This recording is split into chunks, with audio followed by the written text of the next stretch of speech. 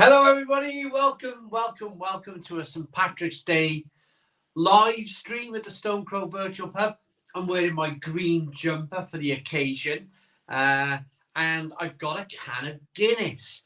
It's my can of Guinness Nitro Surge that we're going to get going today. And we're going to try and do the damn thing properly live, aren't we? That'd be a good thing, wouldn't it? Hey, getting it right the first time. No gassing. No talking for 30 seconds. Get the Nitro Surge on. Pour it in the glass. Hello, everybody. Right, here we go then. So this thing goes on here. Right. Then we turn the damn thing on. Look, it's lit up. And then we start pouring.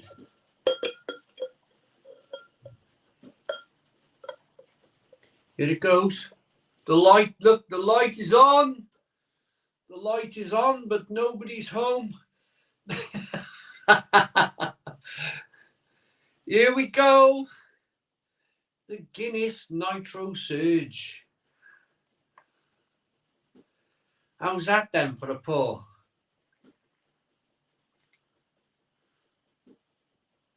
The bloody light's gone off. Oh, this is just ridiculous. You know what? I've had enough of this damn thing already. Oh, here we go. I have to turn the damn thing on again now. And that's not even a button. That's just the light. Here we go. What's the matter with the damn thing?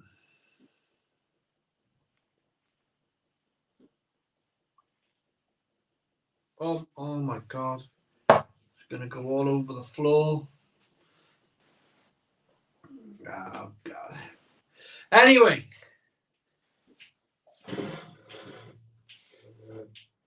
Oh.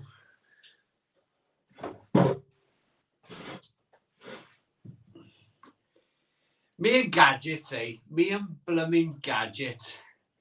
Read the instructions.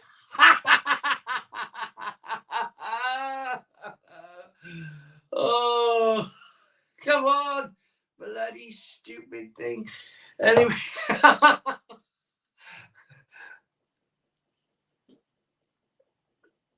lost dyed. Oh, no, I haven't dyed it green. Good pour, Slant from Prince Edward. Hey, there we are. Hi, Simon. Hello, friends. What we all drinking tonight? I got a pint of Guinness. There he is. Hello, Big Kev. How you doing? So we got 124 people watching at the Stone Crow Virtual Pub. Here we go then. Here we go. Step pour. It's not rocket science. Oh, it's a pint. Hopefully we haven't got many people from Ireland watching tonight, but it's a pint of Guinness. It's not the great. It will never be the greatest beer in the world, will it? You can do all the different step pours you want, but they still brewed it with. They still brewed it with blooming, you know. It's better. It's better than Guinness. That normal Guinness in the can. I find it undrinkable stuff. Awful stout. Anyway, let's get into this one. It's Friday. Happy St. Patrick's Day, everybody.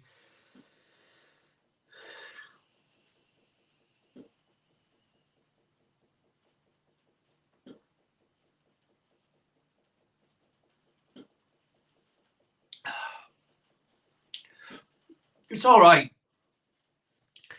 It's all right, but it's not filling me with like loads of joy, you know? It's not like.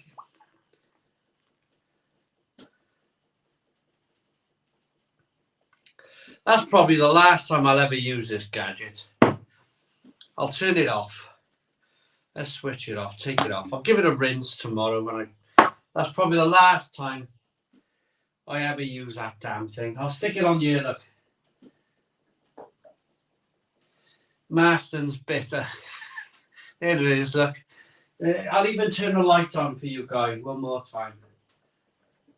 There we are. I understand people who like Guinness. I totally understand people who like Guinness. I understand like the passion behind it. It's an Irish product and they're proud of it and whatnot. But I just don't see I really don't see the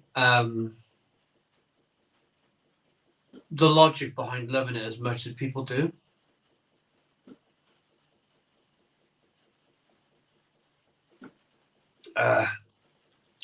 Only 7:23. You look a bit washed out. Maybe it's the beer. Maybe, yeah. Hello, friends. Happy St. Patrick's Day. Give it away in a competition, or maybe maybe I might just use. I don't know. I might just use it as a frisbee. Hiya, fella. How are we doing? Murphy's Irish stuff. So I've started to drink this pint now, and it's good lacing and all of that kind of stuff. But it's been designed to look like this. It's been designed to look like this. It's not been like. Anyway, I'm being rather negative, aren't I? Should we stone the crows? Stephen Claxton. Oh, can you? There it is, Stephen Claxton. We got a box. We're going to unbox it live tonight. Your beers that you sent. Thank you very much. Not a Guinness fan myself, but I am on the dark ale. Got a craving for the Sherrington of Rose beer at the moment. Daniel Miller, brilliant beer. Absolutely brilliant beer, the Sherrington of Rose beers.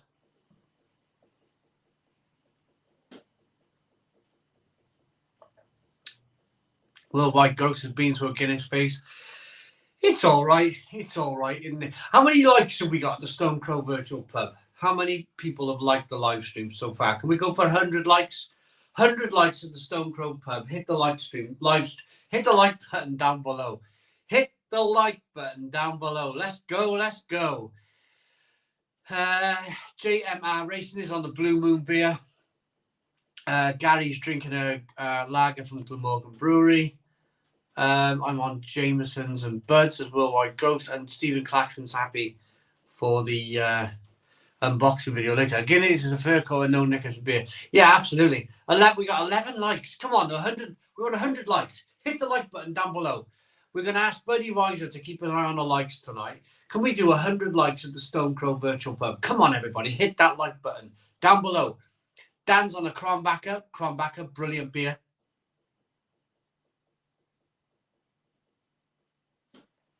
Absolutely brilliant beer. Dan Daft is on the Titanic Plum Porter, good beer, really good beer. The Germinator is out of the recent supermarket beer releases, and are any of them actually worth the journey out of them? Brewdog Lost Lager, 30 cans for £22. And Michael says, I picked. Oh, he's off to work soon. He can't. Never mind. I'm going to go back to that comment from the Germinator. Any of the new beers? I quite like the Northern Monk. The Northern Monk tank petrol. That was blooming brilliant. Blooming brilliant beer, that was. It was really worth I think it was £4, that one, but it was worth the £4. It was top quality, like New England IPA type beer. The Vocation macaroon coconut thing I released today. I wouldn't travel back to Sainsbury's for it. It's 9 miles there, 9 miles back. Other than that, it's all a bit.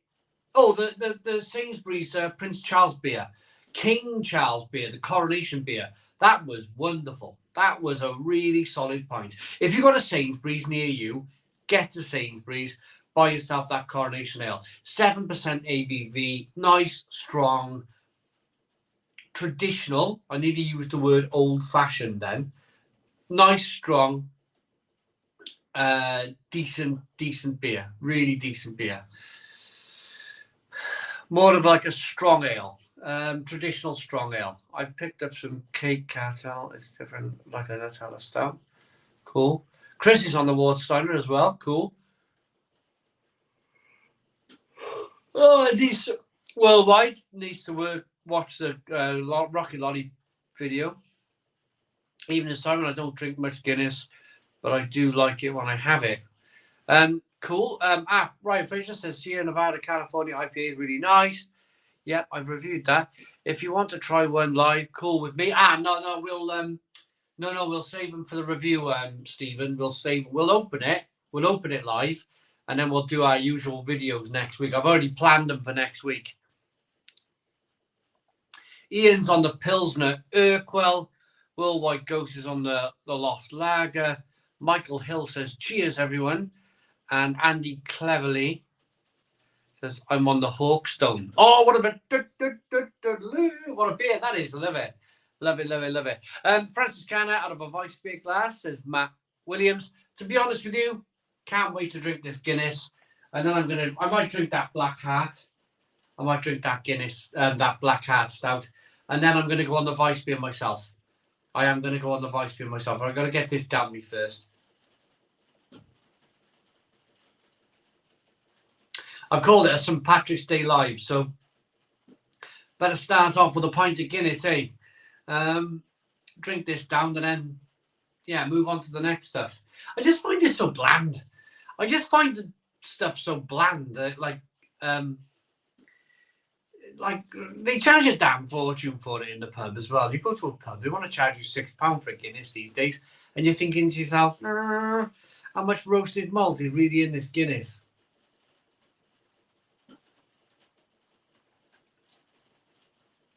I really liked it in the review. It's strange, isn't it? It's strange. I really liked the review. I really liked it in the review. I thought, oh wow, what a different beer. I enjoyed. Different mood today. Completely different mood. Gary Wardle, happy St. Patrick's Day, Simon. Another week in, another week older, almost 21 now, on the Asahi Lager, going down well. All the best, Gary Wardle. I like the Lost Lager. Usually buy that. Like the vodka and fruit juice mix too. Simon, hello Simon. First great content and superb channel. I have learned so much from you. Many thanks for everything. All the best, mate. Simon, yeah, man. Yes, absolutely. Thank you very much. We have Jonathan Watson on the Glen Affric Brighter Days Ahead. Dodgy collaboration, though. Thank you very much for drinking the Brighter Days Ahead. Thomas is on the Guinness. Please you do WWG. What's that? Some kind of wrestling move? What's WWG mean? I don't know what it means. When are you uploading the living review? Hope it was good. Oh, have I not released all of them videos yet? It's due. It's definitely due. I reviewed that ages ago. And then it's uploaded. It's on YouTube, and I just haven't pressed go on it. It's just a simple. So when I release a video, I press private. And then I go from private to public and then release the video out to YouTube. I tell you what I'll do, Stephen. I'll do it tomorrow. I'll do it tomorrow for you. I'll do it. So Saturday, look out for the review, Stephen. Saturday. It's definitely been done. Guinness is planned. Someone has lost the blood. Well, look, everyone's got their own personal opinion with beer, haven't they? I just find it really... Like, I don't want to upset too many people now. It's St. Patrick's Day, isn't it? I bet right now, 7:15, I bet there's probably 1 million over the world. I bet there's about 1 million pints of Guinness being poured right now, right this minute. There's probably millions. So I'm not gonna rock the apple cart too much. I'm not gonna go upsetting too many people. But I just find it, compared to Baltic, I said Baltic port. This is not really competition. I like to drink a really kind of roasty stout, a really kind of roasty, toasty, loads of terrific roasted malt flavors. I just don't know where the roasted malt is in this beer. And I'm sorry if you don't agree, but I just don't really see Guinness as a quality stout.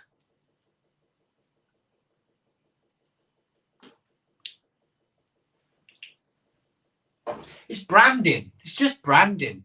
You see the horses running through the water and, all that kind of advertising. It's all advertising. They've been very good It all goes back to Guinness is strong. If you go into some of the old pubs, there was old beer signs. Guinness is strong. Guinness is good for you. All that stuff. They've always been very, very good at advertising Guinness, and they haven't stopped now, have they? They're selling these gadget things to go on your pint glass. I mean, they knew it was St. Patrick's Day. Get it out in the world, didn't it? Matthew Potter on the Black Heart as a laddie. Cool. Cannonball from Magic Rock going down a treat. Green can. That's all the Irish I have. Tom C. The Optimist says Guinness is a good breakfast beer. Cheers. Well, there we go. There we go. As long as you like it, that's the main thing, isn't it? We got a £2 super chat. I just replied to your email, Roy. I just replied to your email just before I was coming live. €2 super chat. Chili challenge coming up soon, Simon. Cheers. Yes, Roy has sent the parcel. Sent it today. Looking forward to it. Thank you very much, Roy. Should be here next week, shouldn't it, eh? Should be here next week.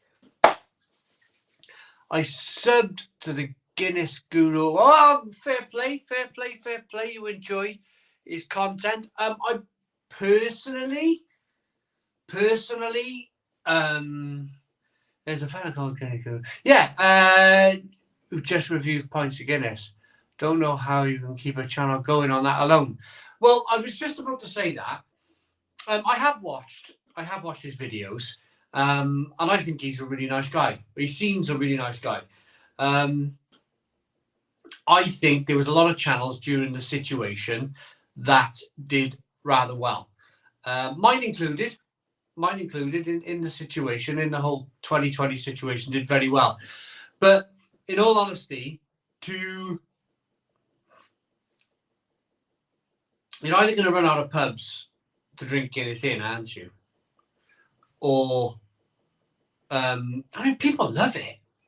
People love it. Some of his videos get 300,000 views. I mean, there's something in it. And fair play to the man. Fair play to the man for finding that niche, finding that market, and going for it. Absolutely going for it. Fair play to him.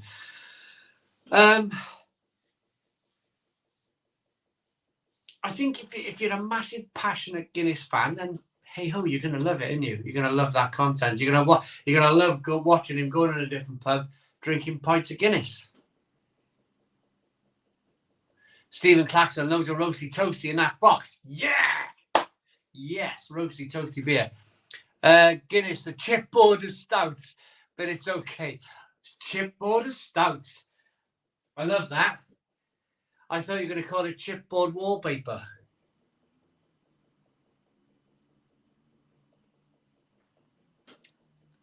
The German here. How long did it take me to get the Carolina Reaper beef jerky out my system? Oh, that was good. That was good. That was really good. Really, really good.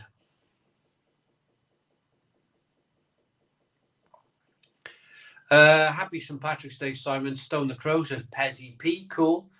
I bet he said a lot about with the St. Patrick's Day. It will peak, won't it? St. Patrick's Day. Blimmin' heck, I bet his channel's on fire. And I tell you what is another good thing as well. You put in Guinness, you just write in Guinness in YouTube, poof, he's at the top.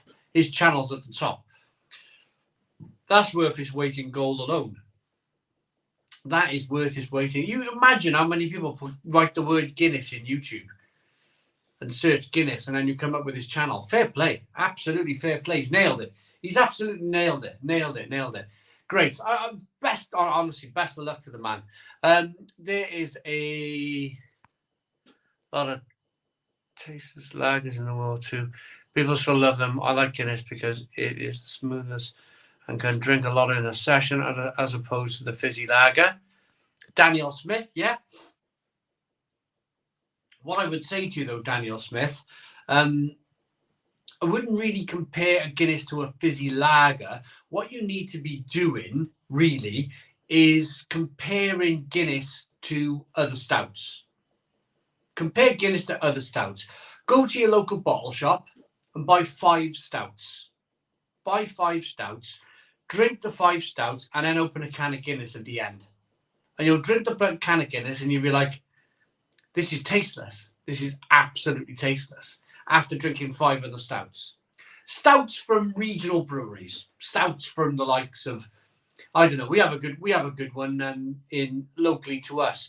It's called Welsh Cake Stout. I guarantee you that Glamorgan Brewing Company Welsh Cake Stout will knock the socks off Guinness. Not in terms of flavour. if you like that roasted malt, that real rich chocolate, coffee, caramel flavours, then find your local stout. Exmoor Ales probably do a really good stout. If you're living in Kent way, Shepherd Neame do a double stout, knocks the spots off Guinness. Wherever you are in the country, you will find a decent stout. What's the Belhaven? So if you're in Scotland, maybe try Belhaven Black. That will knock the spots off Guinness too. I'm in the St. Ives Belgian pub drinking. Oh, Mike Barrett, can you say hi to the people in the people who work behind the bar? Can you remember a guy coming down and he had a little shoot round of your bar, asked to come in and film? Tell him I'm live now, and I'm watching, I'm waving, I'm saying hi, hello. What a wonderful little Belgian bar they got down in there in St. Ives. I would spend hours in there, hours and hours and hours. How's the car? Oh, it's all right. It's all right. All good now. All good. I haven't had a pint of the black water in a good while. I missed last week's stream, but skimmed over it the other day. Did I hear right that you plan to qualify as a snooker event while drinking a pint or two? Big Kev. Well, I'd had a pint or two when I made that announcement. So I'm miles off. I played snooker on Monday and I knocked one long red in. I'm miles off. I can't control the cue ball yet. I got a bit of flair. I like to attack. I like to get in, but that doesn't make you a great snooker player, does it? When you attack. Everyone's like, oh, you play it. So we did doubles, and my partner was like, player safety. I was like, oh no, I'm going to pop this long one in now, and have a blooming charge at it. And no, I'll never make any kind of. I'd love to, because if I did, I'd drink a pint of blooming beer, make a point of saying, hey, nothing wrong with this.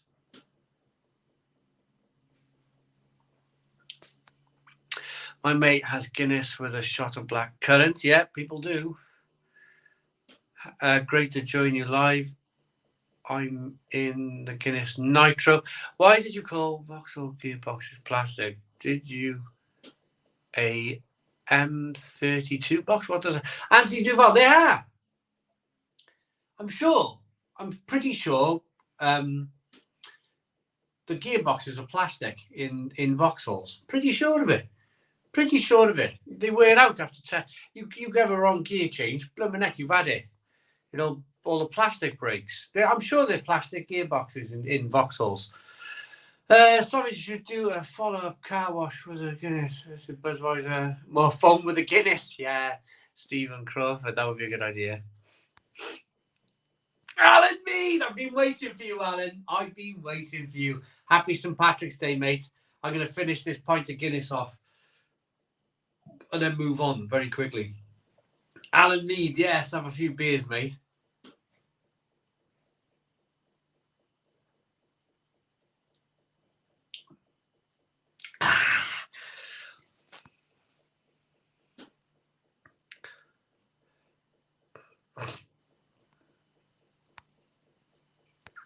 No, why did they use the exotic bird, the toucan, as a mascot? 31G. That's a really good question, actually. Finishing off the last Northern Monk and then on to Jal. Cool. Mayford Rufus says, Simon, ever played darts? Oh, we talked about this a few weeks ago. Double six. Double six is my favourite. Christine says, evening, Simon. Hope all's going well, mate, and you have a good week. Oh, absolutely. Hello, Christine. How are you doing? Ghost Futures. What did he just say? Where's he gone? Guinness with a shot of Tia Maria. It is not too bad if you like that kind of thing. I drank it quick though, isn't it? I mean, 25 minutes, bang, pint's gone. Some guy on your page actually went on Trembling and worked out how much I spent on the beers for you. Well, you know, I've been Stephen Claxton. I see stuff like that every day, mate. I see it every day. I see all sorts of stuff every day. I just some of it makes me laugh, you know. Some of it makes me laugh. You just gotta kind of ignore it. You gotta ignore it. Hi from everyone from the St. Ives Grand Cafe. Yes. I'm gonna shout it out. Put your phone on loudspeaker. Hello, everybody at the Grand Cafe in St. Ives. I hope you're enjoying your fantastic Belgian beer. Yes. Right. Next up, then, should we get rid of this? 4.1% ABV.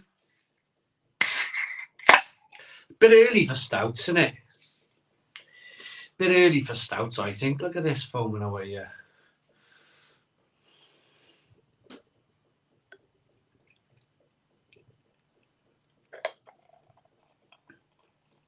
Any football on tonight? Is there any football matches on tonight? I think there's a championship game in there. I think there's a championship game on. I don't think there's any Premier League games on tonight, is there? It's usually a championship game on a Friday night. Who's playing? Who's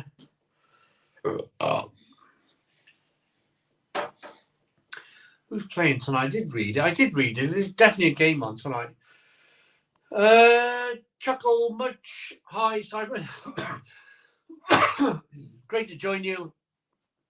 As a man who loves his Helles lager, just got myself a perfect draft. I'm very excited about trying a lowbrow on draft for the very first time. Oh, Chuckle Munch, what a beer. Lowbrow on the perfect draft. Lowbrow. Amazing beer. I'm just going to miss that one, if you don't mind. Stuart, I've read it. I'm not gonna cover it if that's okay with you. Are you going to try the pint of 3, Simon? But maybe read the instructions first. Goat Madras? Probably not. I broke it. I broke my pint of 2. I broke the damn thing. I pulled something out of it, and I had to end up putting it in a sky. I think I skipped a pair of them. I got rid of both of them. Not all Vauxhalls have chocolate gearboxes, says Jamie Law. I think I've upset Jamie about his Vauxhall. Sorry about upsetting you with the Vauxhalls. Mad Guy Carpenter, that's me. Have you ever tried Guinness with blackberry mead? Now that's a good combo. Never.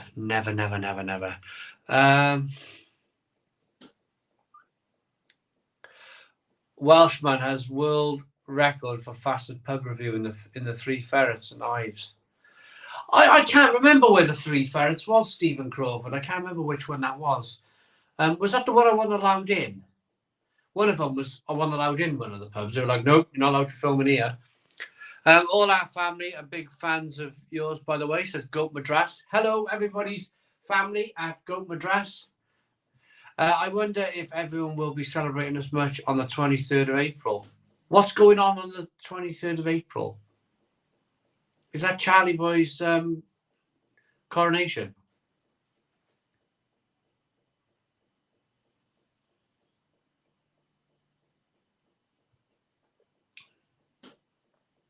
See, now that's a better stout. That is a much better stout. That is much more stout-like. That is much more loads of roasted malt. Chocolatey, rich. Yeah, this Black Heart from Brewdog, much more like it for me.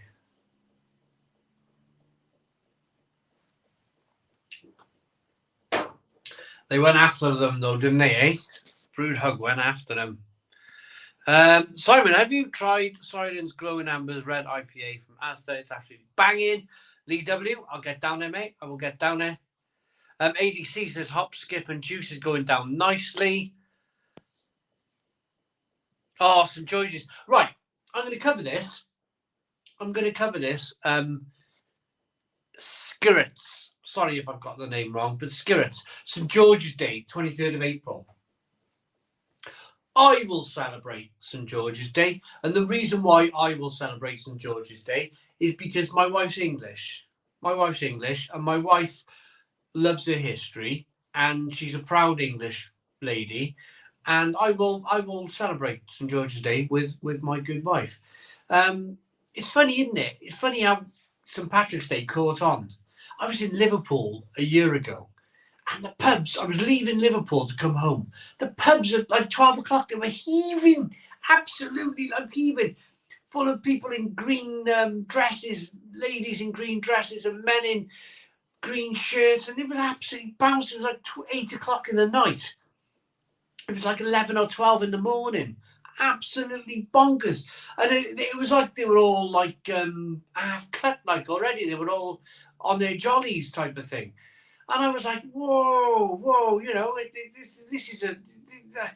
Personally, I know the Irish like to travel. I know they like to travel. And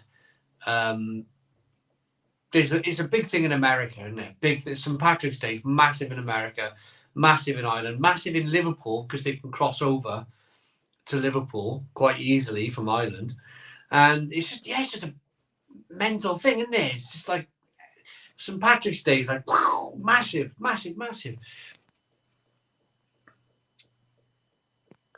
Stephen Jeffrey said, do I like playing pool? I like playing pool after I've played snooker. Because I go on the pool table after I've played snooker. I'm like, my goodness me, this is like baby. This is like playing on a baby table. And it's like just potting everything. I have a Corsa VXR with 423 brake horsepower. It's good when it doesn't break. Thank the Lord for Buckfast tonic wine, says Jamie Law. Irish craft beer guy Alameda, smash that like button. And Anthony Duval says, Jamie Law, the M32 is the bad one. It can't stand the talk. The Pipe Man, what's the update with the situation? Nothing really. All quiet on the Western Front.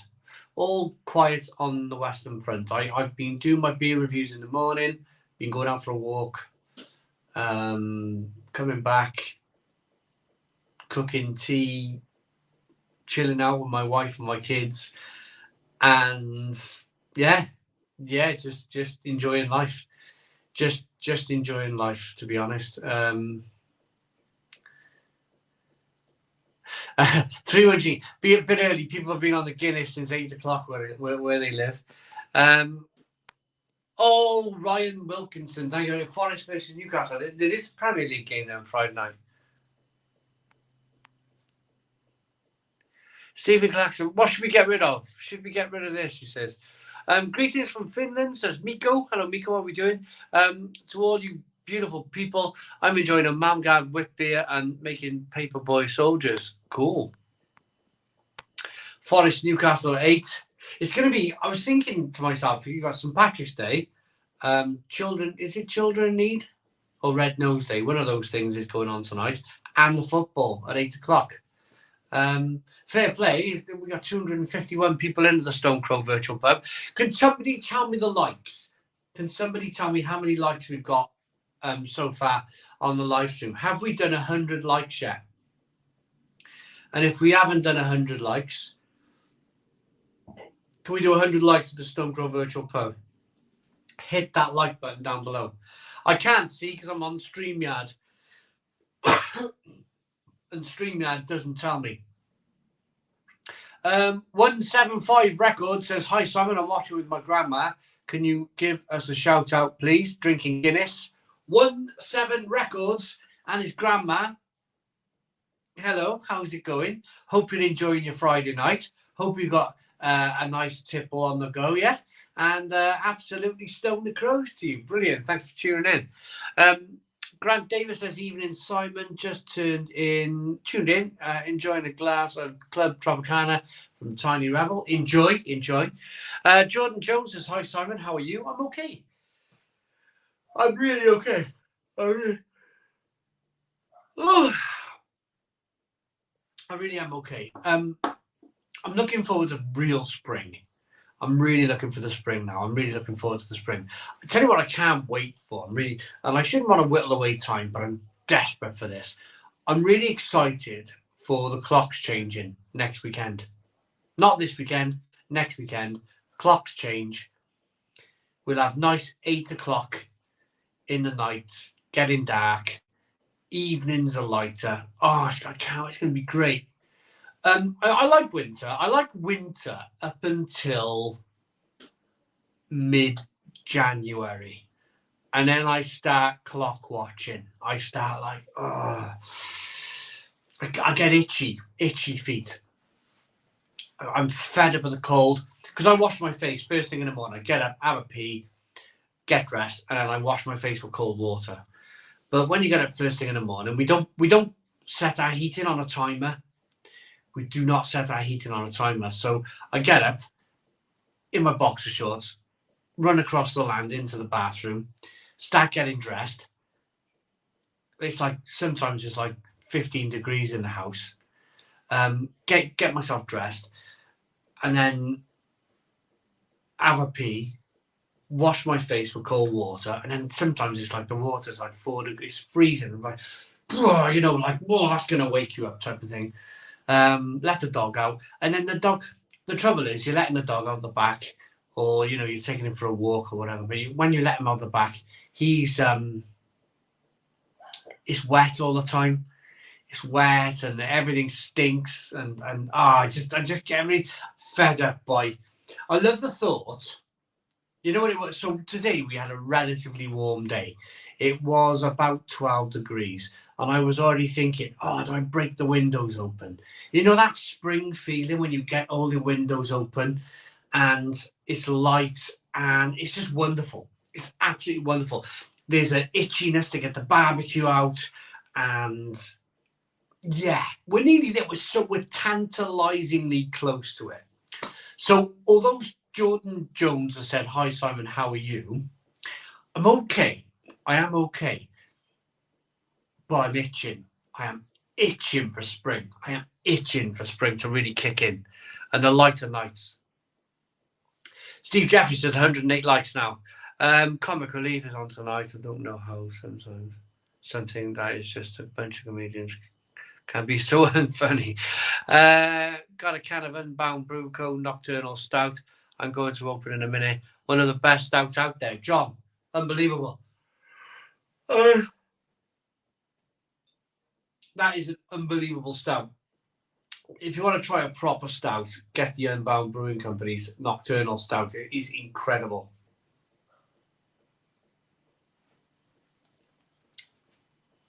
Down on the tune. Lauren Brown, Maze on a perfect draft.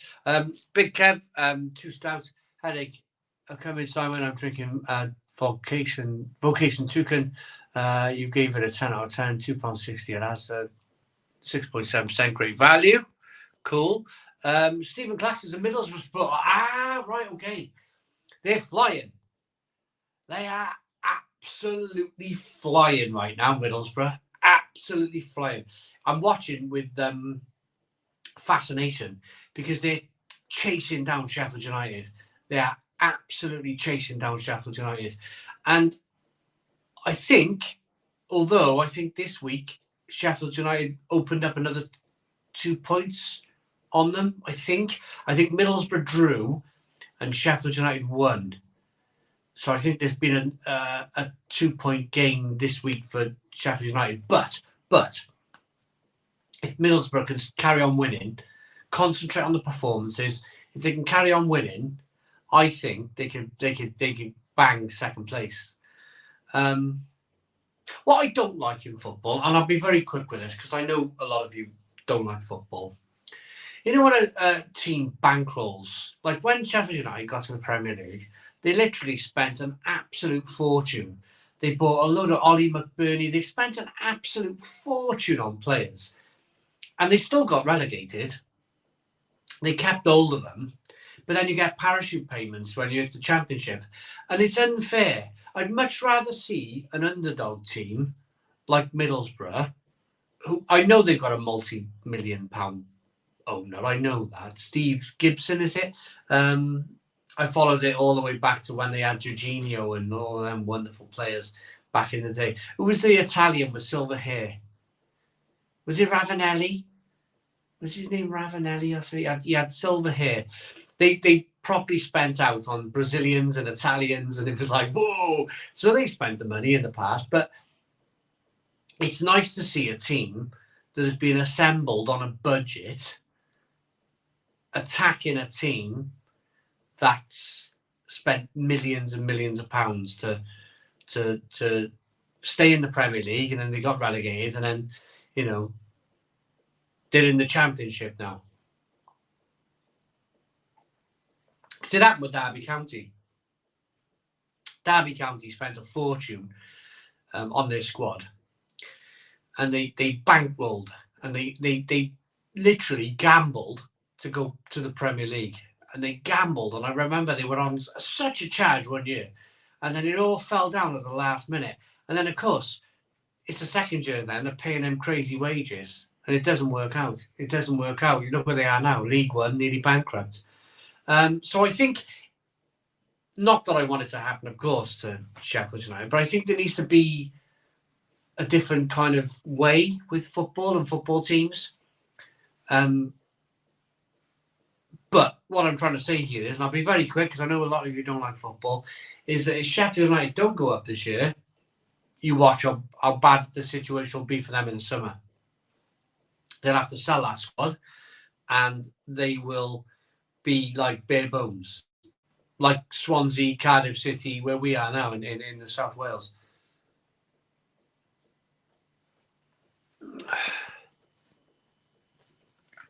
Had Vocation Imperial naughty and nice on Cask last week at the Vocation bar.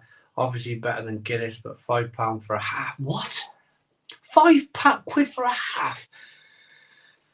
Wow. On Guinness tonight, and just as happy. Couldn't afford that every time. Yorkshire Peacock. Whoa, £5 for a half of Vocation. Yeah, we'll agree with that. I have a Saab turbo engine in mine.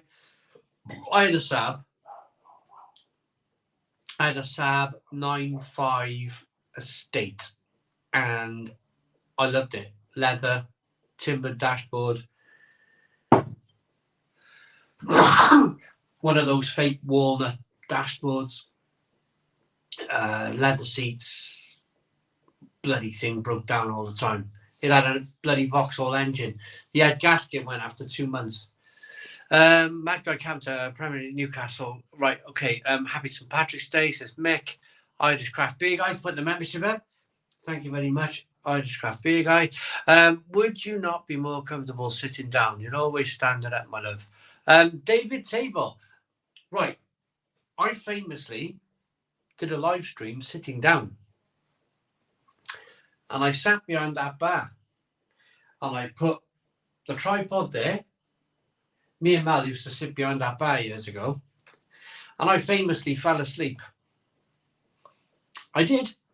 I fell asleep on a live stream. I can't sit down. This time of night now, what? 7:45. Few pints. If I sat down, I'll be gone. Absolutely gone. The only way to assure that I won't go to sleep, I'm not bored, I promise you. I'm not bored, but it's a recipe for disaster. If I sat down now, I got a pizza in my belly, a couple of pints, I'll have one or two more pints, I'll be fast asleep at that bar, and you'll all be watching a man sleeping. I need to get back into my perfect draft, not put a keg for months. When the warm weather arrives, it's perfect for the garden. Carl Smith. This conservatory, so my perfect draft is right here, and my conservatory door is about 1.5 meters away from my conservatory door to the garden. We have afternoon sun here, afternoon sun, and I swear on a nice day, I'll open the door, put a little deck chair out by the door on a Saturday or a Sunday. I'll put a keg in the perfect draft the night before, a nice German lager or something like Lowenbrau or some fantastic German lager, fantastic German Weiss beer. And it's like the best thing in the world. Nothing beats it. Nothing beats it. Happy days. 6 litres. I think 5 litres. Perfect drafts. I can't remember. I got a keg here. So I haven't bought a keg since Christmas. I bought that for Christmas. Francis Canner, Vice Beer Royal. 6 litres. And it was 6% ABV. That's the last time I bought a perfect draft keg. Christmas time.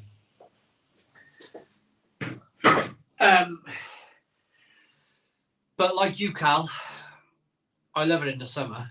Absolutely love it. And my blade.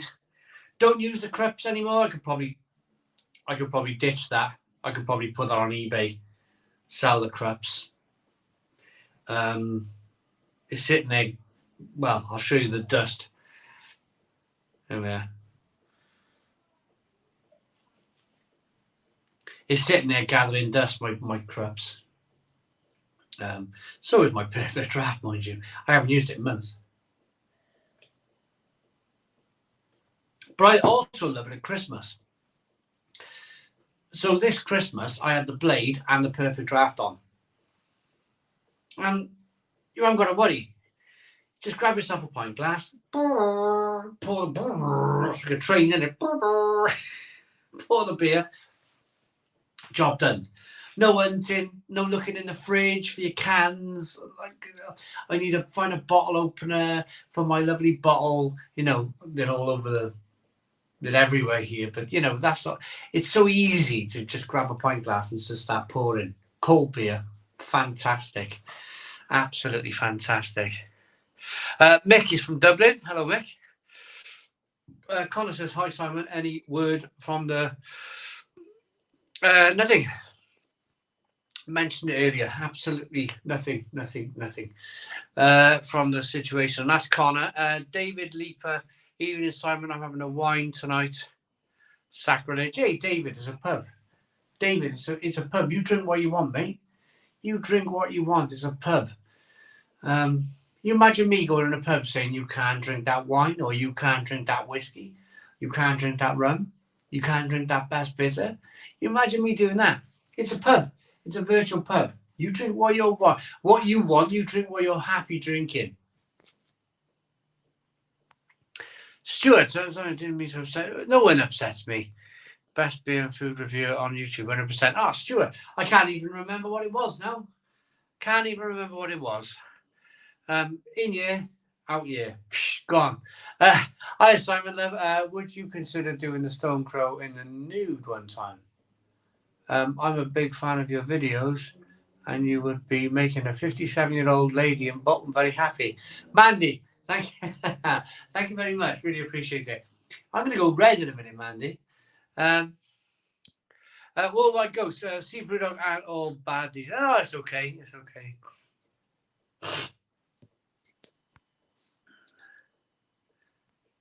Jim Bob Beer saying, when is it International Man's Day? Exactly that. Grow that hair back, Simon. You look like... What? Grow that hair back. It's growing. Look.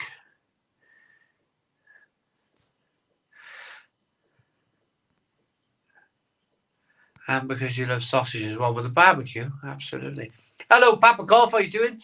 You still see people getting legless on George's Day too. Good, Crispy. Absolutely too good.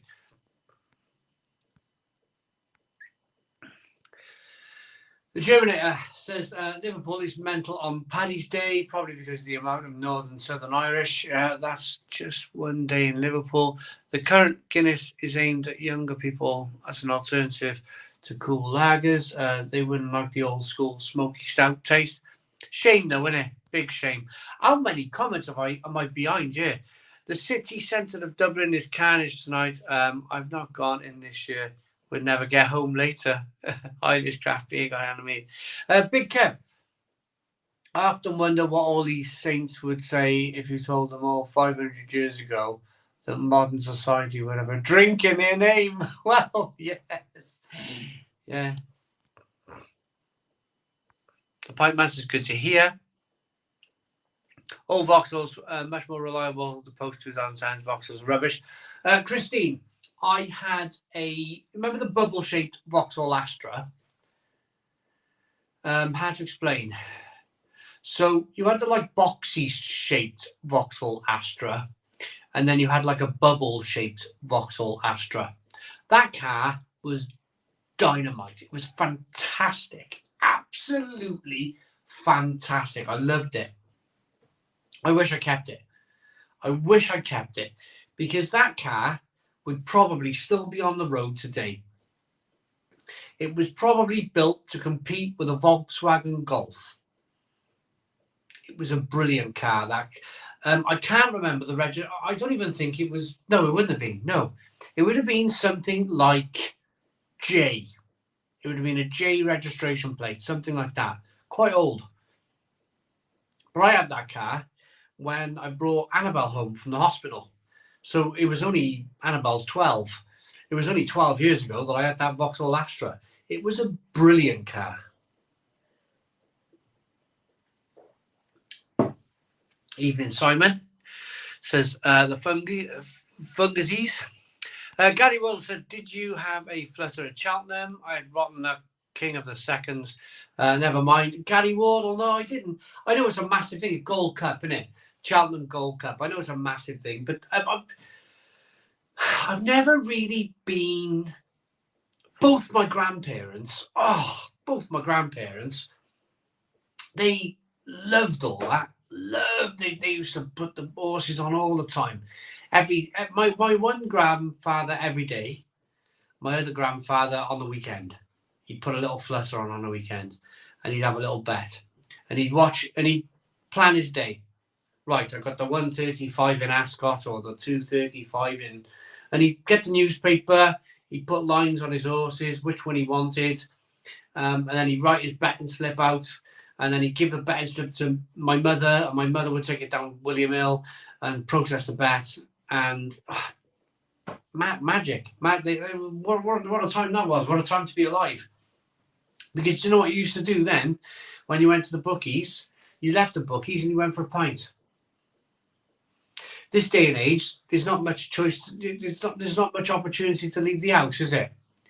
You know, if you're stuck in on a rainy day, you can't go, I'm going to go for a walk.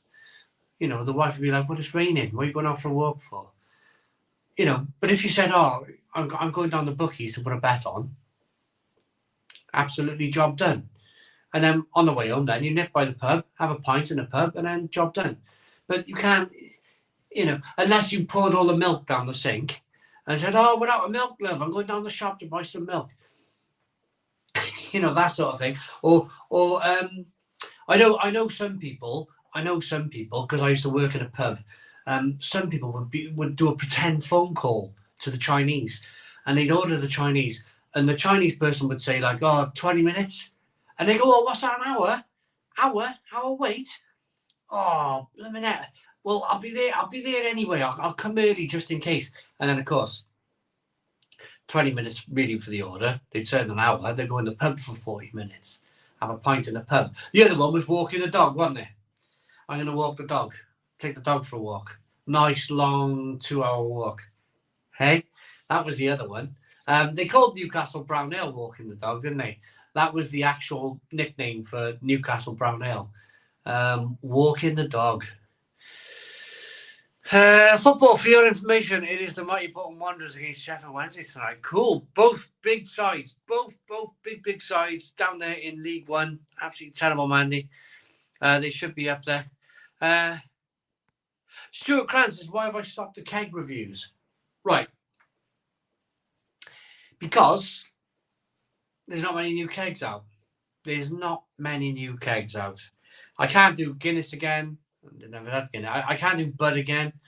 I can't do Corona again. It's just slowed up. It's just slowed up on the Perfect Draft. Just a bit strange.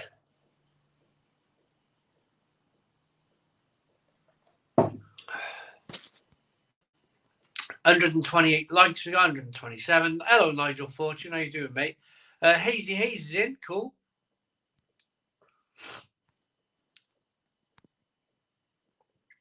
Lenny Henry doesn't want any. Not going to get involved in that, Jim Bob Beer. Can't get involved in that. Guinness and Brewdog. Bloody hell, you should call yourself real supermarket beer. You insult the craft beer microbreweries. Alan Turner. Well, there we are, mate. There we are. It's a pub. It's a pub. I said before, and I'll say it again. If people want to come to this pub, this virtual pub, and drink whiskey, wine, rum, Brewdog, Guinness, I'm only drinking what was left over. I bought a 4-pack of Black Heart and I bought a 4-pack of Guinness. I'm only drinking what's left over. If you ask me, Alan Turner, if I buy that beer on a weekly basis, no. If you watch these live streams a lot, you'll know that I don't. I had to buy 4 for a review of the Guinness, and I had to buy 4 of the Black Heart from Brewdog because that was equal in a 4. And I'm standing here drinking beer that was from a 4-pack, and you know, general thing of like mopping up. I'm used to mopping up because my kids never finish their pizza, or the wife never finishes her lasagna, or if we go out for a meal in a pub, they never finish their meals. So I mop up. I'm boom, boom, boom, boom, boom. That's how it is. That's how it is. And I've always been a mopper-upper. I've always been a mopper-upper, Alan. So I'm standing here mopping up Guinness that I don't really want to drink, and I'm drinking a Brewdog that I don't necessarily want to drink. But hey, that's life, yeah? That's life. Lee says, evening gang, enjoying Old Speckled End at the Old Kent Road pub shed. Cool. Simon, who do you think was better, Chancellor Alistair Darling or Chancellor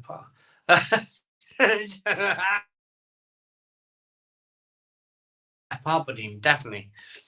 I like winter, but come on, Simon, mate. It's been rainy and since September last year, though. Too long now. Yeah. About running around in underwear. And it's a bang. Where's the comments gone?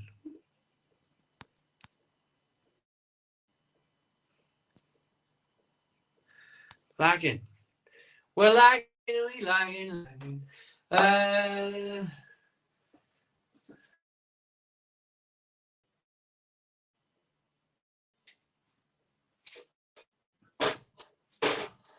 Is that any better? Move the Wi-Fi.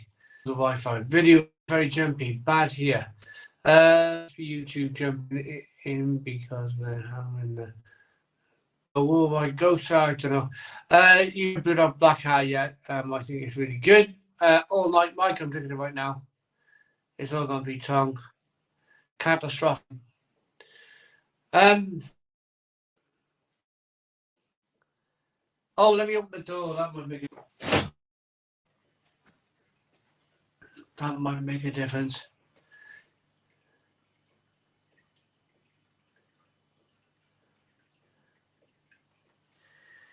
I don't know. Something's gone wrong with the live stream.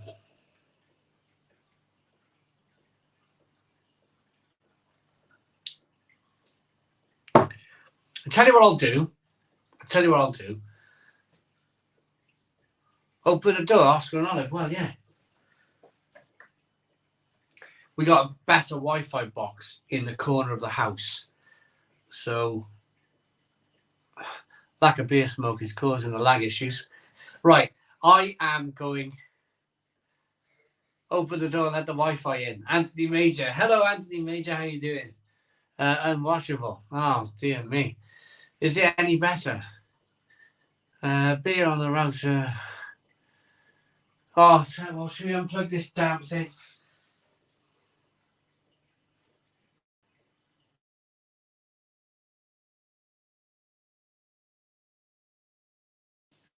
I don't know what's the matter with this thing. I just unplugged it. Slow motion stream. Any better? I've just unplugged this rather new Wi-Fi. I asked the wife to buy me Guinness. She got me original. Oh no, sound is quite good, but the video is not very good. Right, how are we doing now then? I've just unplugged this thing, this Google Wi-Fi.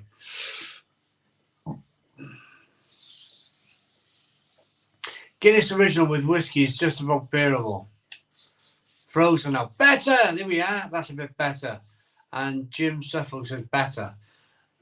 It's better bow, says Miko. Right. So, great advert for Google Wi-Fi. Yeah, just don't bother with it. Don't bother. It's rubbish. Paul's in. Hello, Paul. How you doing, mate? Where's he gone? Where's he gone? There he is. Evening, Simon, and everyone in chat. Happy St. Patrick's Day. Happy to you too, Paul, mate. Google this. Good evening, Si. I hope you've had a great week. 37 expected here today in Melbourne. I have a big day ahead of me. 37. Oh, it's like blooming 12 year, Trav. I'd love a 37. I'd love a 37. Wow. Is Mel playing games online? Should we be taking a signal? Unknown, probably. Awfully, terribly, definitely playing games online. Don't be anything, Simon. It's the internet company. Don't waste your energy. Don't do anything, Simon. Well, yeah. Good Green Day. My bad texting on phone is scuffed.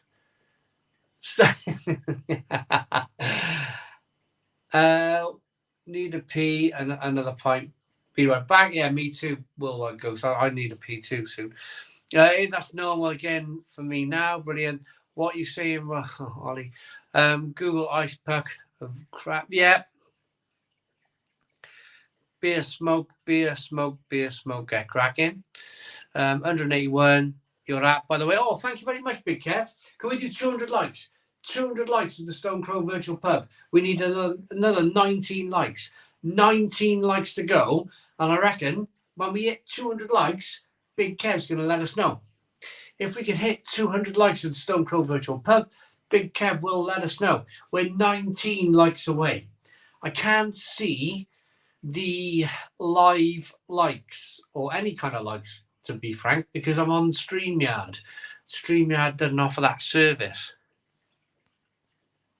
Stephen Claxon, let's crack the box. I'll tell you what I'll do. I'm going to finish this. I've had enough of stouts now. I'm going to go. I'm going to drink this. I'm going to go and have a wee. I'm going to get a knife, and then we're going to crack that box open.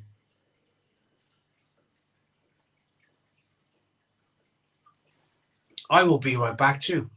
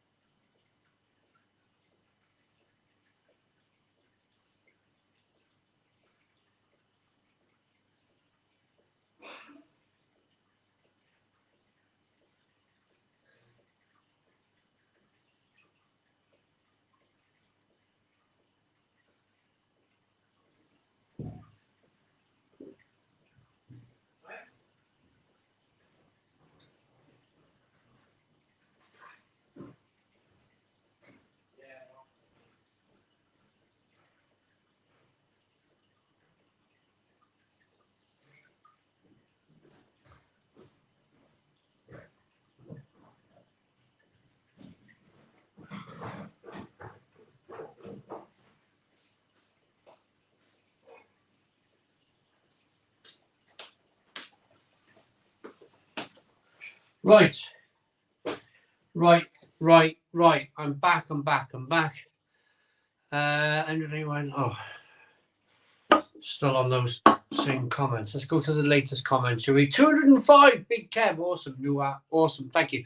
You can only experience a Guinness in a good pub in Ireland. Can just does not cut it. I get it. Definitely a poo duration. Nope. And no. Right. Okay. Should we crack this box?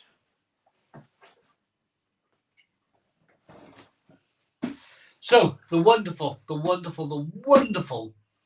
Stephen Claxon, smashing a bit Mill Westy. Get the diamond for 6.4. Give me a big fat thumbs up. Boom, Stephen. Well done. 6.4 on a Friday night. Great, brilliant. Need some more stars in this chat. Monthly memberships are cheap and they help Simon get out and about making the content we love. Jack Bandit, amazing. Yeah, totally agree. Thank you very much, Jack Bandit. Willow says Willow and still buffering like mad. Okay, Simon, you convinced me. I'm gonna buy one more beer. Go on, Firebird. I'm camping in a hyper tent on Shun Hill with a few Coronas. Any love, people? Yeah, man, tree dude. You enjoy your life there. That's wicked. Get some beers out. Hitting the Hasselrod perfect draft tonight. What am I on, Simon? Lewis Williams. I currently don't have a pint, but I'm going to get one right now. But I want to open this box from Stephen Claxon.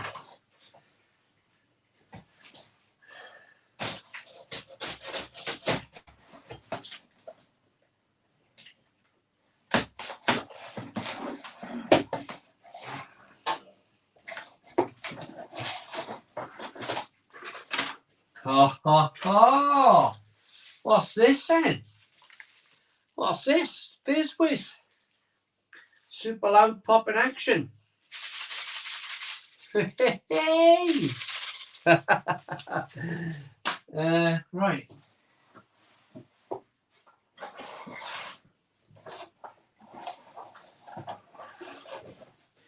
We have a can of Taurus Beers Pucker Oatmeal Stout. I love this labelling, by the way. I think that labelling is absolutely fantastic. Look at that artwork. Look at that artwork. I think that is fantastic. Really, really cool. Really cool.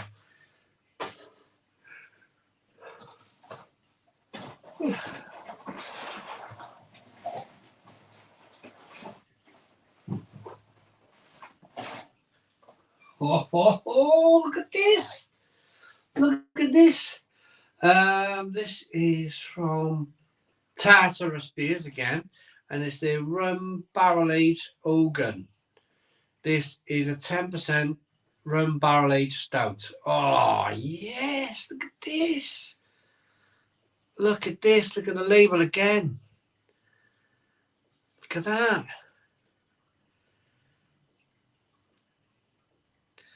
Absolutely terrific. Really.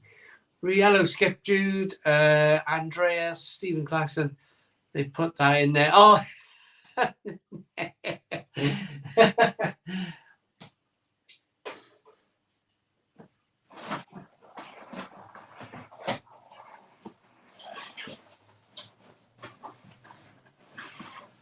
Next beer is Tartarus Beers. Valkyrie Creek Black IPA, 6.2% ABV. Oh, I like the look of that one. No, that's got me thinking. Wow, look at that. Look at that.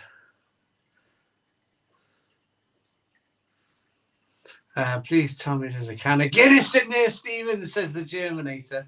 Happy St. Patrick's Day, says Jane Owen. Hello, Jane. How you doing? Hello, Jane Owen.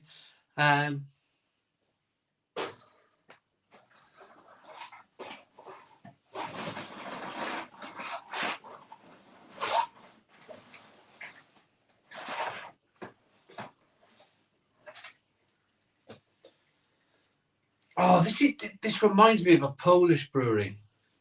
There was a Polish brewery doing all of these kind of like fictional like wizardry type characters, and I think it's brilliant. I love it. I love it. It's like Elden Ring, isn't it? You know, he would be an Elden Ring boss, wouldn't he? Lutin dry hop saison, and that is 4.5% ABV.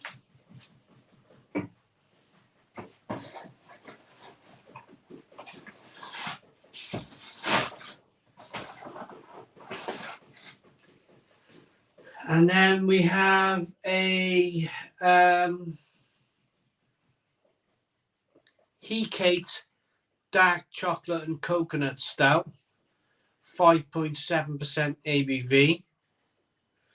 She looks interesting, doesn't she? Very intelligent one, that one, look.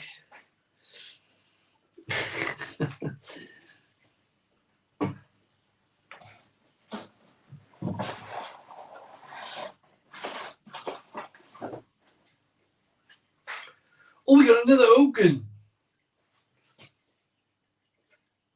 Hang on.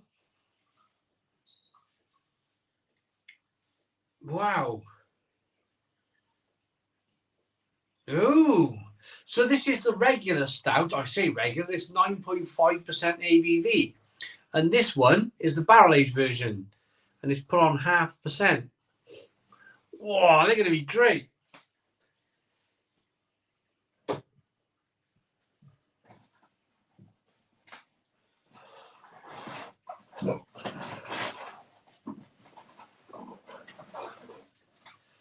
And then we have a Tartarus Beers Hui Shivo, a Mexican hot chocolate imperial stout at 11.3% ABV.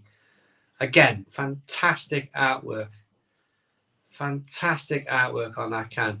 I'm surprised there's never been a beer with popping candy in it before. If it was possible to have popping candy in liquid form, then I would buy it. It's like oh, cod chops. We on about Elden Ring. It's driving me nuts. I've been playing it a year. I've been playing Elden Ring a year, and I'm still like, I've only got 2 of the great runes. 2 great runes after a year of playing the damn game.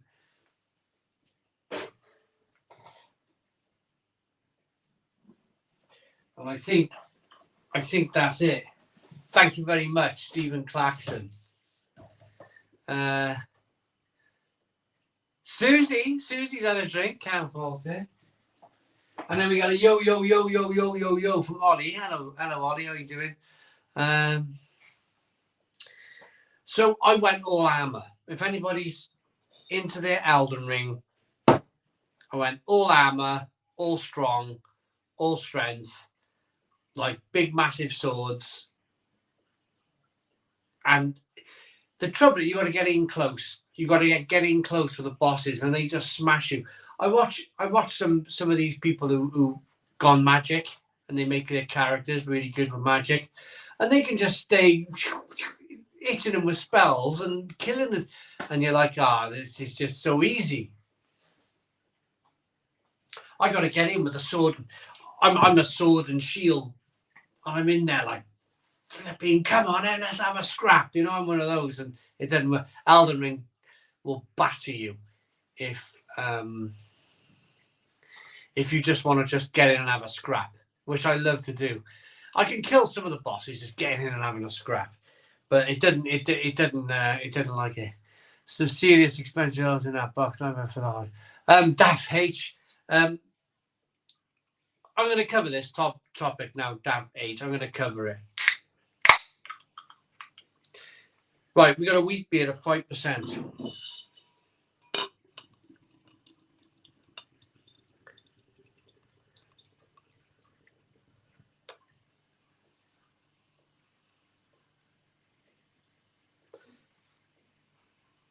So I've had this a long time. Not this beer, but people being very generous and sending me beer. I've had it for a long, long time now. And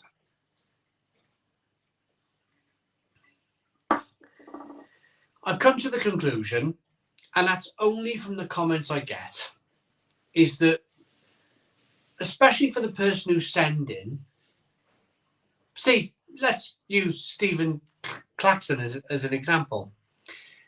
Stephen Claxon is sending it because he likes to watch me review beers that he might know the brewery, he might have a passion for their beers, and he wants me to review them. And he gets it puts a smile on his face. And I get it. I get it from people who send me beer from Australia. Trav, if you're watching, proud to see Australian beer reviewed in the UK. Same as Norway, I get Norwegian beer sent to me, Polish beer sent to me. It's a way of contributing to the channel. It is a way of contributing to the channel because I upload every single day, twice a day. It would be completely impossible for me to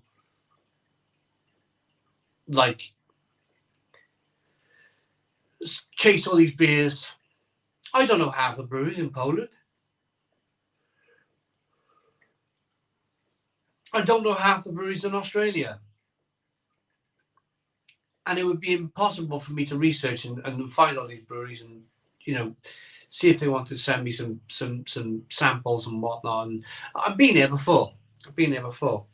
And it's nice for me, to be honest. It makes my life a little bit easier when a box arrives at my door. A box of in this case, a box of wonderful beers. But it's not about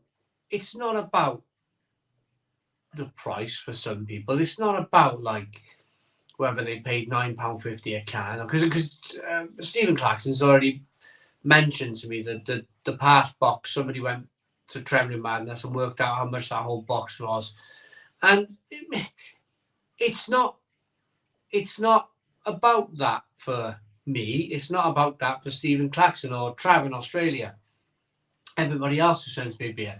It's about keeping the channel going on a daily basis. I upload at least 2 videos a day, 7 days a week. That means I need to find sometimes 14 beers a week.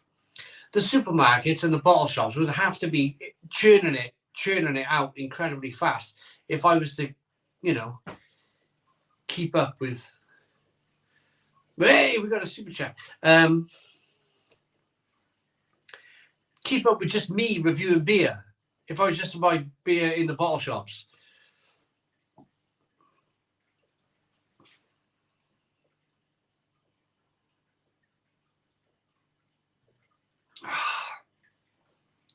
Vice beer. Oh, so much easier to drink. So much easier to drink than those mass market stouts.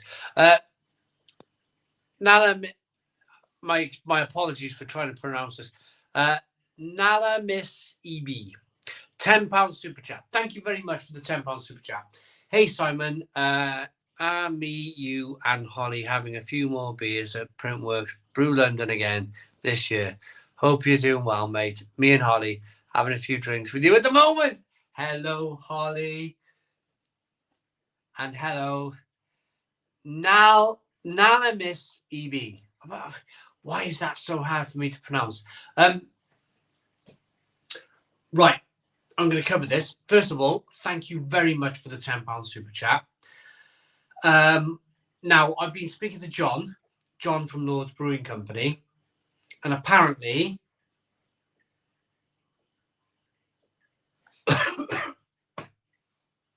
Brew London this year at the Printworks is the same weekend as the King's Coronation. Is that right? Because I'm going to have to be looking at hotels now, if that's the case, because I think all of the hotels in London are going to be fully booked or 250 a night. So I need to have a serious look at. I've not booked my hotel yet. I've not booked my hotel. So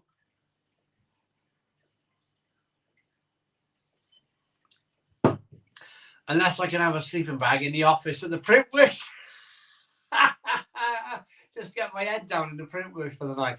I'll have to have a look. I'll have to have a look, just to see hotels, travel, and John seems to think it's the same weekend as the King's Coronation, which the whole world's going to be like in London that weekend. So I would love to come to Brew London. I would absolutely love to come to Brew London. We'll have to wait and see. But thanks very much for the super chat. I really appreciate it. Stephen Claxton, where did that go? There it is. You hit the nail on the head. It supports you, an independent brewery and a bottle shop all at once. And as a lover of craft beer, I don't want it to die. Stephen Claxton, that is just, yeah. I've not even thought of that. So you're killing 3 birds with 1 stone, really, aren't you? You've supported the independent brewery. You've supported the independent beer reviewer on YouTube, and you've supported the independent bottle shop. You know what? I've never thought of that in 13 years of reviewing beer on YouTube. Never thought of that. Amazing. Yeah, it makes perfect sense.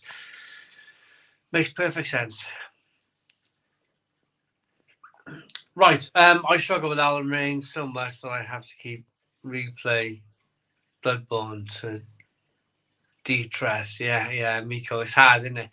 Right, Codjob says Alan Ring, keep armor light with shield counters and rolling. Too heavy armor and roll too slow. Bleed weapons is the way. You want rivers of blood sword. Ah, right, Codjob, right. The rivers of blood. So I got the Fang. I got the Fang sword. Maybe I should start using that a bit more. It's such a hard game. I got this massive sword. It looks like Game of Thrones. It's the Game of Thrones sword. You beat a boss down south of the map, right down south, past the castle. It's like a little island with floating jellyfish. You go past that and you fight, and then it's like he's like a lion type guy with this massive bloody massive. Anyway, I got this massive, and if I hit someone with it, they're flipping dead, honestly. But it's like it's really slow. It's really flipping slow, and it drives me nuts because I'm trying to kill that blooming thing. You know, you got to feed him stuff. He wants to consume stuff and feed on stuff. You give him something and he eats, and then he gives you something in return, like a talisman or something. But I'm trying to kill him now because he gives off a dragon somber stone. I'm looking for a dragon somber stone in Elden Ring, and then I can get my massive Game of Thrones sword up to dragon level status. And if I get that, I'm going to flipping smash everyone in.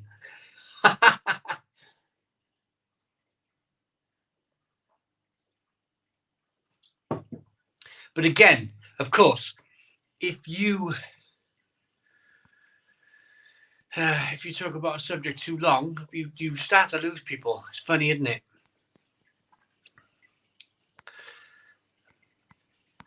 Not more, I wouldn't worry about it. My 3 cans are dated, but cod chops. I so want a Paulaner now. Lucky I have some cans in the garage. Cod chops. Go and get yourself a flipping Paulaner. Robert says the problem is this climate is I want to try new beers, 6, 7, 5, 6, 7 or 8 pounds, but I can't. I work hard, but supporting my family means drinking these beers is a very small luxury. Robert,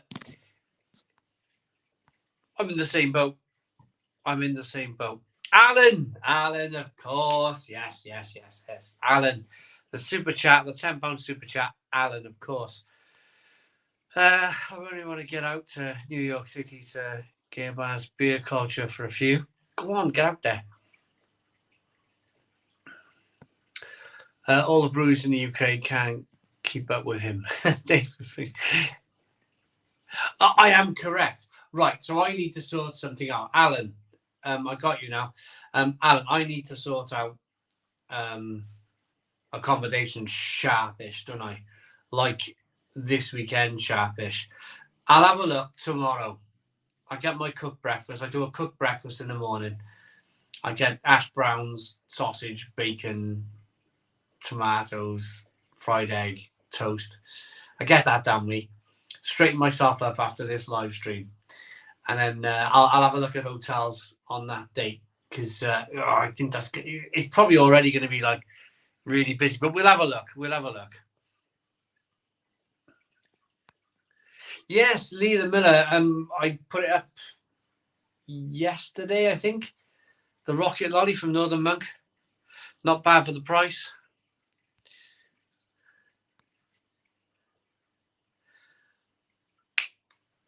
You know,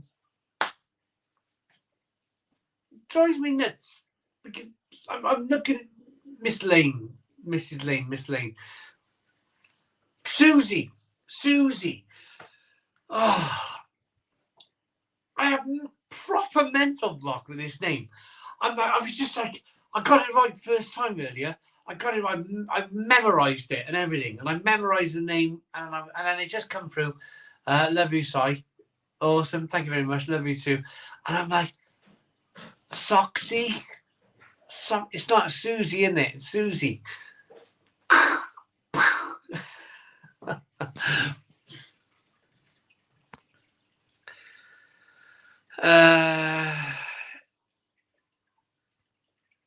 I'm missing two of the bit. Oh, Stephen Claxton. They're all there. They are all there. They're definitely all there. They'll be coming soon. Come to Stoke on Trent, Simon. I'll put you up, says David. I went to Stoke to go to Alton Towers a couple of years ago. We camped in a field up there. Brilliant. Oh, yeah, there'll be no room in the inn if I don't sort it out soon, David. Salty Popcorn says, hi, Simon. Hello, Salty Popcorn. How you doing?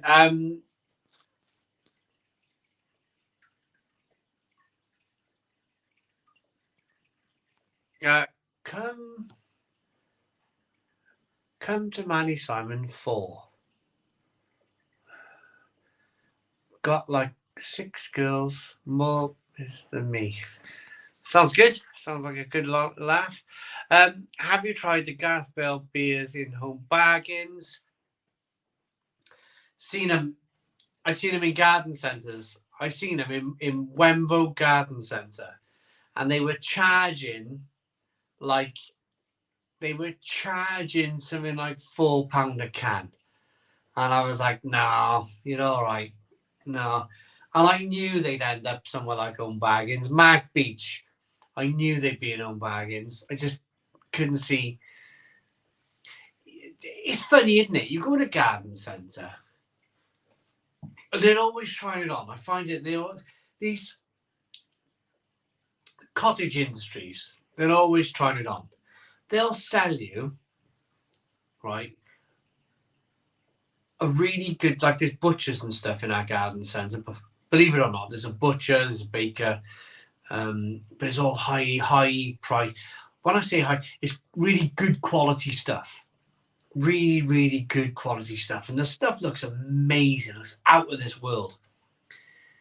And then there's other stuff, like you're walking around the food part of the garden centre, and then you see something like a Gareth Bale ale, and you pick up the can, and you're like, oh, it's brewed by these guys, and then you read it's like £4 or £5 a can. You're like, no, absolutely not. It was back, of course, November when the World Cup was on, and I was like, yeah, okay, I'd like Wales to do well in the World Cup, but I'm not going to buy beer with Gareth Bale's name on it for like £4 or £5. Absolutely not. So you can imagine then all of these beers. Yeah, you can imagine their own baggage now. What are they? £1 a can, Mark Beach? I wouldn't be surprised.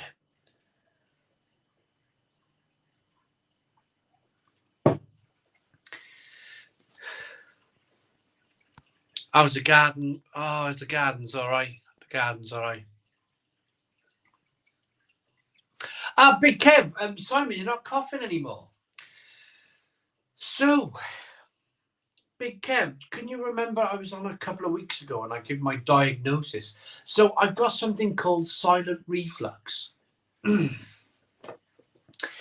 Silent reflux. So it was basically like, without me knowing, like without me getting heartburn, I was getting like reflux up in my throat. And it was making me cough. Like I couldn't even speak at the end of it. I was like, wow. Doing beer reviews, like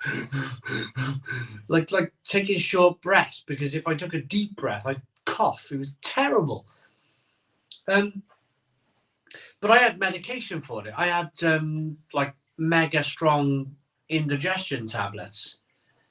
And literally, first day, massive difference. Second day, I basically broke down. These tablets broke down and slowed down the acid that was being produced in my stomach, and it literally broke it all down. And I basically just gone. I brought it down a level. Now, no doubt, of course, no doubt, with my beer drinking, it's going to slowly raise its head. Got to be thinking about a cough now. It's going to slowly raise its head again, isn't it? Of course it is.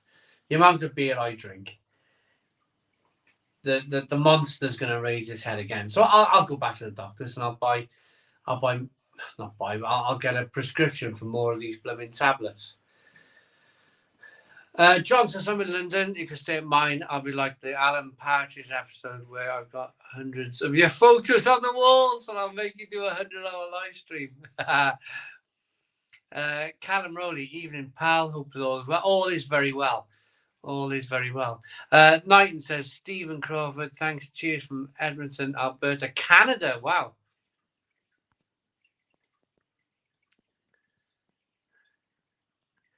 Mark Beach at 99p. Oh, well, yeah, and that doesn't surprise me. They were a fortune in the garden centre.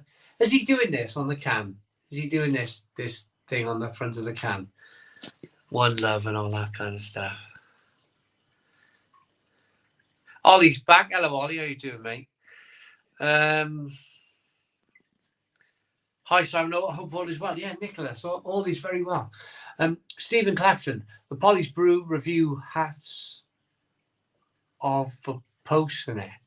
The Polly's Brew review. Hats off for posting. Oh, right. Yeah. The Sainsbury's. Was it the Sainsbury's Polly's?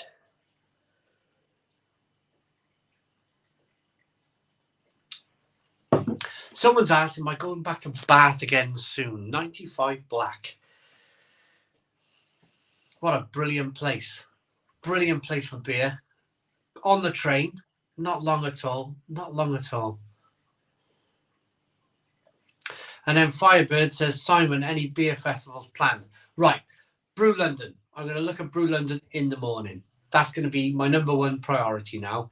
When I wake up in the morning after this live stream, fried breakfast, I'm going to start looking at stuff in London. For Brew London, of course. We'll have a look.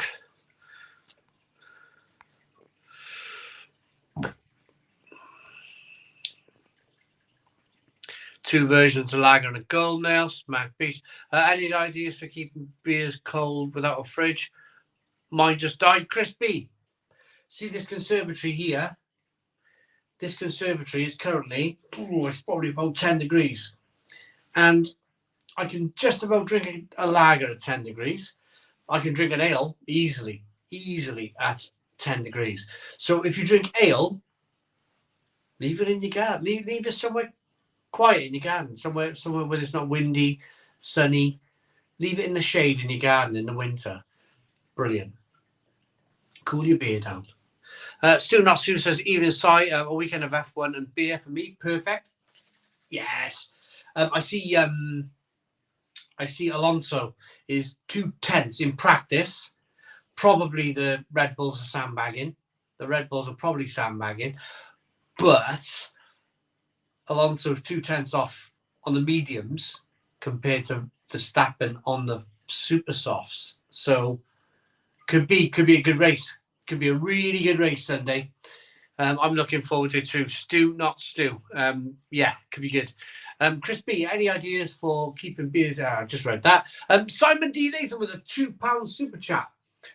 Travel Lodge, 2 kilometres from the Printworks on a Saturday, the 6th of May, is £186. It's a lot, isn't it? Oh, it's a lot. That's the trouble. That's the trouble. See, that's the Coronation for you. £186. See, I'm still in my mind. I've still got a Vauxhall Nova or a Ford Cortina, and I'm still driving down to Tenby without booking a B&B. And I rock up in Tenby, and I'm used to paying, like, back in the day, you paid £12 to £18 a night for a B&B, and that included your breakfast. 12 quid, 18 quid. This is just nonsense now, isn't it? Absolute nonsense. £186. One night, you don't, do you get a breakfast? No, you get a breakfast with a Premier Inn. You don't get no breakfast for that in the Travel Lodge. That is literally a bed. That is literally a bed.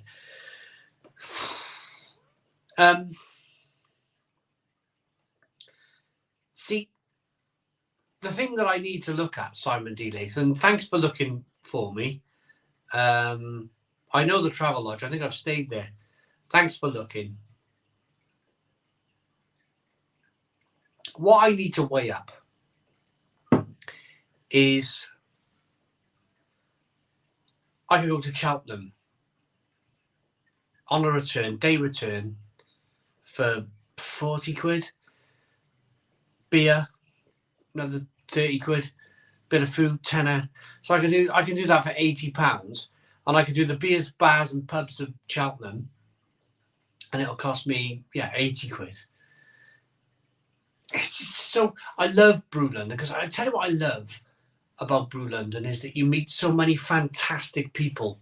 The caretaker is fantastic. The people who run it, the people who Alan and his fantastic fiance who run it, and just fantastic people. The brewers, great people. I know so many good friends there. The brewers, the bar operators, everyone involved is terrific. It's the price, isn't it? It's the price, because I'd have to do 2 nights. I normally do 2 nights of Brew London. I may not, I might be taking up someone who lives in London. I might be saying, hey, can I have your bloody spare room type of thing. You can't get a beer now in London for less than 18 quid. 300. You said absolutely what? Right, I need to go for a pee. Back now. Pee break.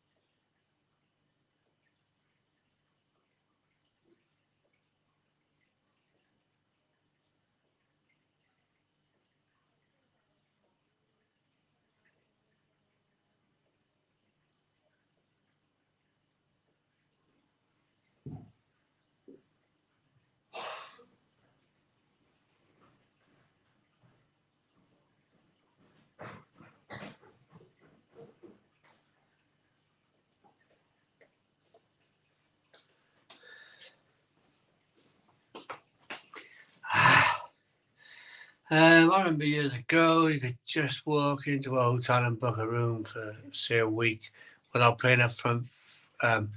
First, like 20 years back, I did that at some Novotel hotel and left without paying. Christine. Hello, Joey. How you doing, Joey?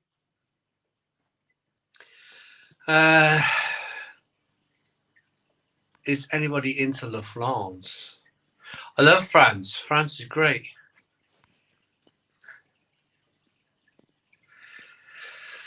Jane Owen, hey you. Everybody's saying hello to Jane Owen. Night in Warback. A compounding hangover, says David. I'm lacking something in my life to be on here, says Tree Dude. Thanks.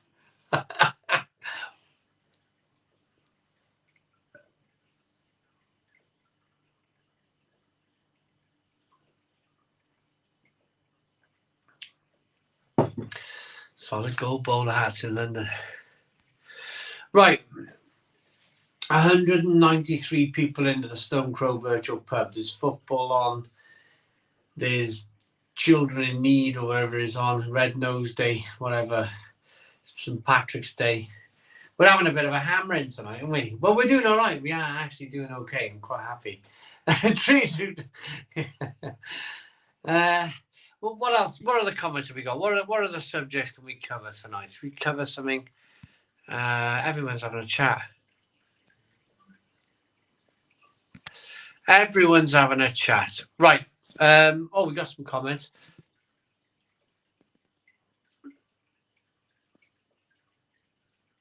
Everyone lacks in life. Lovely. It's the law, says Susie.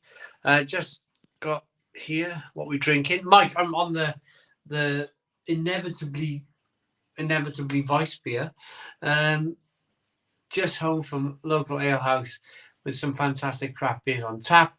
Home now with pizza and Bath Hills beer. Crazy 8. Good stuff.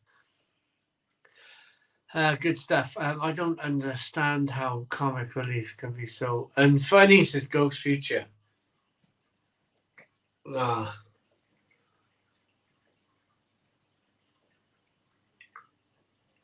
Gary says, hi Simon. I just opened a bottle of Saltaire Unity IPA, 6% ABV. Gary, you enjoy. It's a good beer. I like Saltaire. I like Saltaire Brewery. I really do. Knighton says, Simon, one day I will come to Wales and tell you about the first time I drank Hefeweizen in Oberammergau at age 16. Epic life event. That'll be fun. Mad Head Punk. Did I resolve the issue? Yeah, it's kind of just like it's all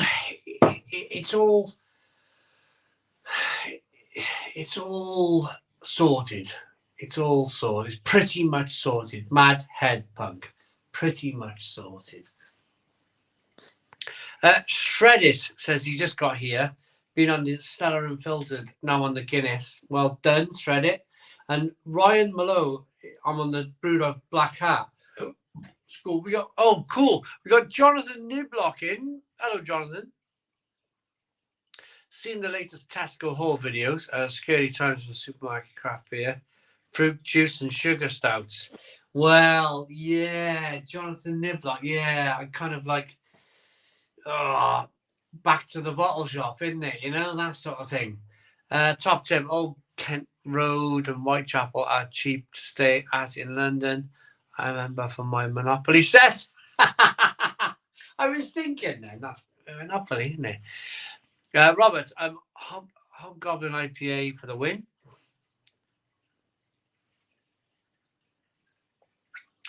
I lived there for 40 years and moved to. They're having a chat. Knight and Jane from Leeds, drinking Turning Point Palpatine. That sounds good. That sounds really good.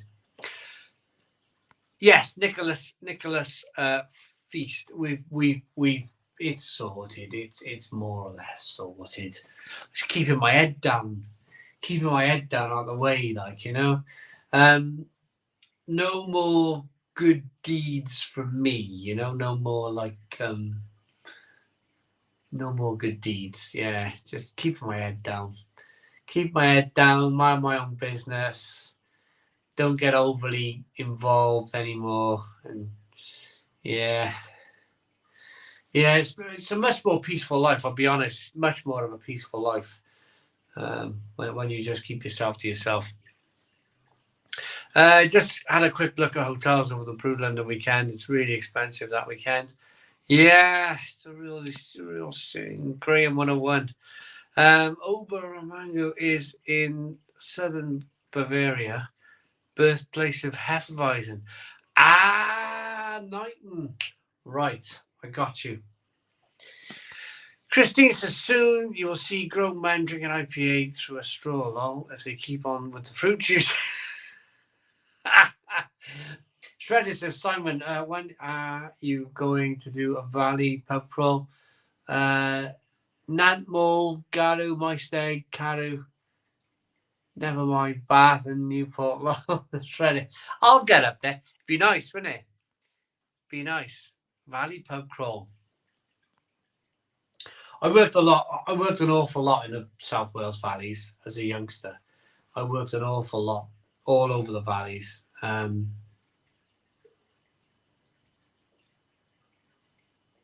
Maddie Colliery, Caerphilly, Pontypridd, Aberdare, all over the South Wales valleys work. I love it. But it's raw, isn't it? It's raw. I tell you, the coldest, it's a toss-up. It's a toss-up between the coldest I've been working, probably Maddie Colliery in the middle of January, building that Fenners factory. I was flipping freeze. I've never been so cold in a while. I couldn't do it now. I don't think I could do it. Not at my age now. I was about 18 years of age, freezing cold, building a factory on the side of a mountain, flipping freezing. The next time I was flipping freezing on a building site was there was a European grant on houses in the Newport Gwent Valley, and that some of the houses were up on the top of the hill, and when the sun shone, it was fantastic. And then some of the houses were down in the valley, and the sun never got there. Never mind just working on there, living there would have been horrendous. Anyway,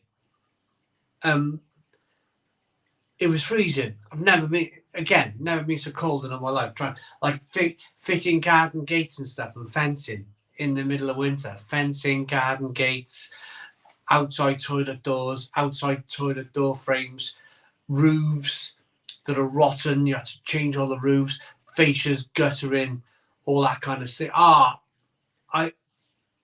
remember I was working one day, and it was May. It was May 2001. May 2001. And it was frost on the ground in May. And I was like, this is just unbearable now. When it's, because I'd be leaving Barry, and I'd be like, oh, it's not bad in Barry this morning, kind of t-shirt weather type of thing. By the time we got up to the Newport Gwent Valleys in May, it was ice on the ground. Anyway, long story short, I was just about to go, I can't flip and do this anymore. When does the sun ever shine up here? And then the sun come out. And all of the ice, literally, because it was like May sun. It was May sunshine. So literally, it was like a waterfall of melting ice. The sun blasted down on this valley. And it hit the bottom of this valley. And then it became a sun trap. So you're literally like pulling your scarf off and your gloves and it's like, and you're literally basking in this sunshine. But not only that, because it's been so wet and cold, all of the grass and all of the mountains and the valleys, they're super lush and green, and all of a sudden that place transformed literally like that. Literally transformed like in a blink of an eye, in an hour. It was like beautiful. The sun come up high enough to get over the valley and down into the deep depths of the valley, and it was like, oh, this is amazing. Fresh, clean air, greenery all around you, sun shining. Literally, you could hear the ice melting all around you. There's literally like a waterfall dripping everywhere off the scaffolding, off the roads. Wonderful, absolutely. I was like, whoa, this is like a different place. Different place. We got a $20 super chat from KCJ Bomber FTW, and he says, happy or hoppy. Oh no, it is happy St. Paddy's. Cheers from San Diego. Hey, thank you very much. TCJ Bomber FTW. Thank you very much. Really appreciate the £20 super chat.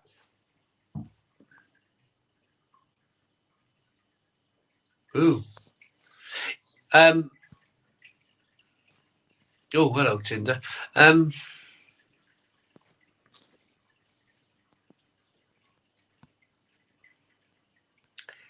Where did my lovely Welsh friend go? Are they still there? What have we all been drinking?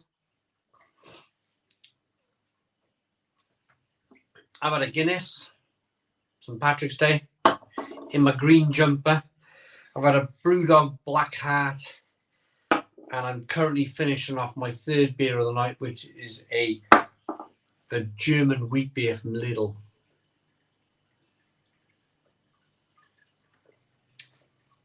KCJ Bomber. So I'm going to grab my last can of wheat beer. It's been a really good night tonight. It's been a really, really good night. I've really enjoyed it. I mean, it's only 9 o'clock. Well, 5 to 9. So Knighton Warbeck said it's been minus 67. Good Lord, wow, that is cold. That's like beyond South Wales Valley. That is. That's like crazy cold.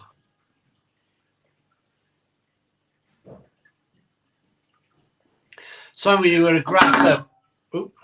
Simon, you were a grafter, but I do slightly miss working outside every day. Yeah, there is that. There is that. Being a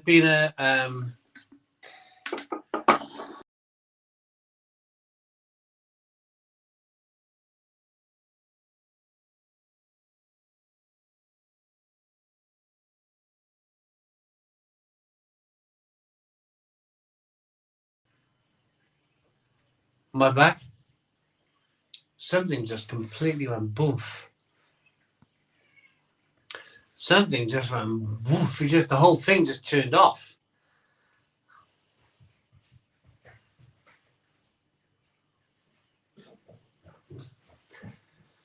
Are we back? We're back. He's back. We're back.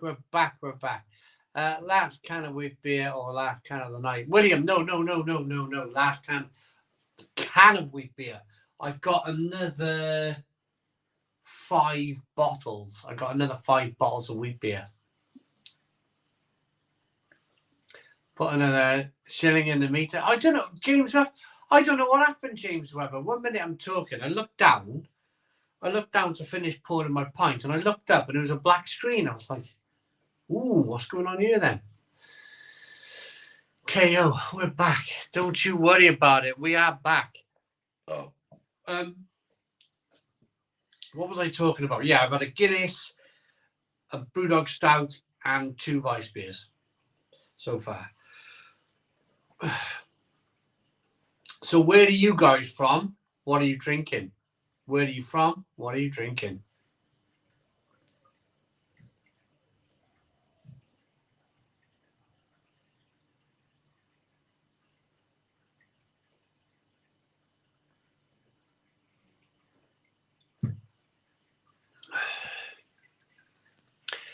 Simon, have you visited Hofbrauhaus in Munich, the cradle of civilization?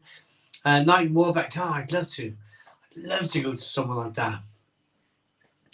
I've been to Frankfurt, and I've been to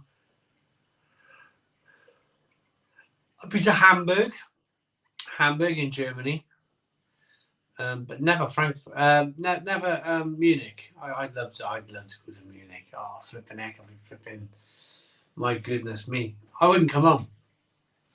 I probably wouldn't come home.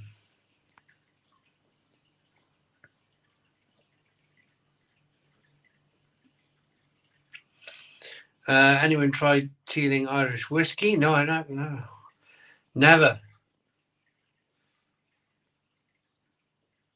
Also, where the Susie's gone? I don't know. They make a great gin as well. Whilst observing the stream, I realised that a good name for a pub would be the Spare Door. Yeah, nowhere else to put the damn door. Nowhere else to put it. James Webber's not a fan of wheat beer. See, now it's funny, isn't it? And it's all personal preference, James Webber. It's all personal preference. Like, I can't drink these sweet stouts. I can't. I just simply, and the fruited IPAs, I can't. I can't do it. I can't drink Foster's. I can't drink Carling. I can't really drink Corona. Can't really drink Peroni. It's like, for me, a beer has to have some of that flavour. So what I get, and this is the James Webber, what I get from Weiss beer is the drinkability of a really light ale, like the drinkability of maybe a light lager with a bit of mouthfeel. But then with all of these spicy, peppery, banana, clove notes, I love it. I love the stuff.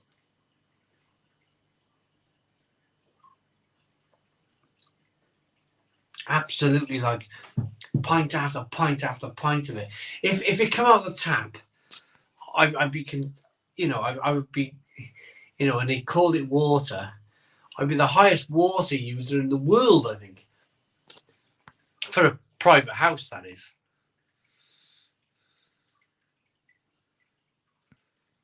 Netherlands, Jop and Mexi, cake Imperial Stout of 14%. Roy, that is amazing. That's good going. Jane's having a pumpkin iced tea. Aidy's having a Francis Canna. Big Kev's having a Broughton Old Jock. Cool. That sounds good. Salty Popcorn, would you go back on the tools?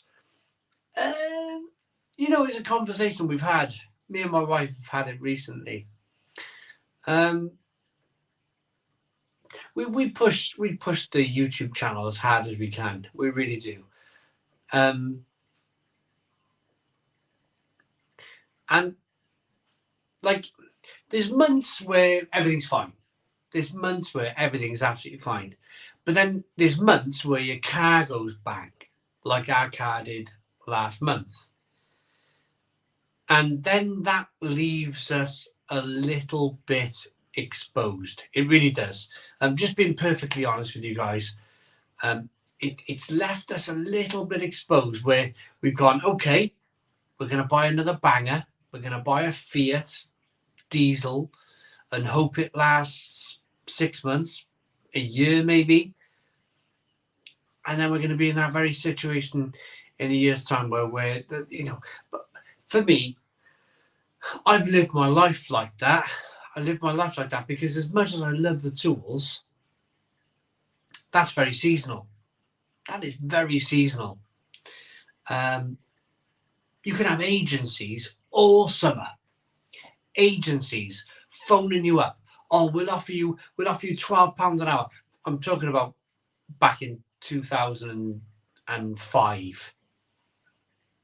I remember one summer where they were like bidding for your services. They were like, oh, we'll offer you 12 quid now. And then another agency was saying, we'll offer him £12.50. We'll offer him £13 an hour. And back then, trust me, 2005, that was a lot of money. That was a lot of money.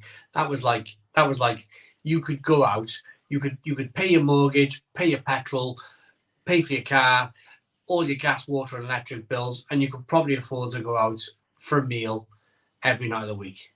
That was good money back then. It really was good money. But it was seasonal. It was seasonal. You'd have people ringing you all summer. I mate, your best mates, the agencies would be ringing you, the carpentry agencies, the construction agencies, they'd be ringing you all summer. Oh, they're your best mate. And then all of a sudden, by November, December, the phones just stopped ringing. The phone would stop ringing, and then it would start ringing again in March. So although you were earning good money throughout, like from March to November, which is great, you'd have to put a lot to the side. You'd have to put a lot of that money to the side to get through the colder months of the year. The colder months of the year. What we get here from YouTube, and this is just me being perfectly honest with you again, because we're into the witching hour. We are into the witching hour. What we get here on YouTube is a consistent. It's very consistent. It's very, very consistent. For a start, if I'm uploading over 7 days, you get paid 7 days a week. You're not being paid 5 days a week, Monday to Friday. You're being paid 7 days a week. Also, when you go to bed, there's people still watching. So while you go to bed, people are still watching your channel. And, it's just a continual stream of, it's not the best money I've ever earned. I'll be honest with you. It's not the best money I've ever earned, but it's very consistent. It's consistent money. Until something goes wrong. Until your car goes bang and you've got to fork out for a car. Then you might have a month where you're like, stew for tea. You brew a massive batch of stew and you have it for like 2 or 3 days. That sort of thing. But that's only if it's a very rare occasion that your car goes bang and you've got to buy another car.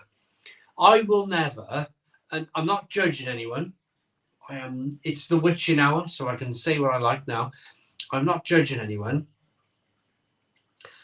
But I would rather go slightly short for 2 or 3 or 4 weeks and buy a banger outright and own my banger of a car than pay one of these finance companies £200-300 a month for a car. That's a massive chunk. That's a massive chunk of your monthly, of your monthly outgoings. I pulled up when we had the Lupo, as late when the World Cup was on. I tell you what it was. I did the review of the Mighty McMuffin, and I did it versus a burger van. Can anybody remember that video? Mighty McMuffin versus burger van breakfast. I remember pulling up at that breakfast place in the morning, and I remember I pulled up alongside a guy who had a brand new Mercedes Benz. And my Lupo was an ex-registration, year 1999, with a roof box on the top. But I owned it. I owned that car. He was probably paying finance next to me. He's probably paying a chunk of his wages every single month for that Mercedes. But what he had was that ability to, he would like stand in. So as I pulled up, he went to his mates. I could see him. He looked down at my car, because when you're sitting down in a car, you're like this low and this high. They looked down, both of them, and they're like, oh God, look at this car. And you could see him. I had my windows, it was November, I had the windows up, but you could see him like, Look at this. Look at this thing. Look at this thing. And there was a part of me that wanted to get out of the car and go, ha ha ha, how much are you paying a month for that? I'm paying nothing. I'm paying nothing.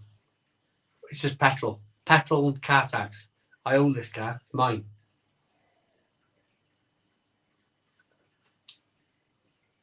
What am I trying to say? Going back to it, yeah. It's all great on YouTube until something slightly goes ajar. Something slightly goes like your engine blows up. You've got to buy a new car. Other than that, it's a very consistent. There's no peaks. There's no real troughs. There's no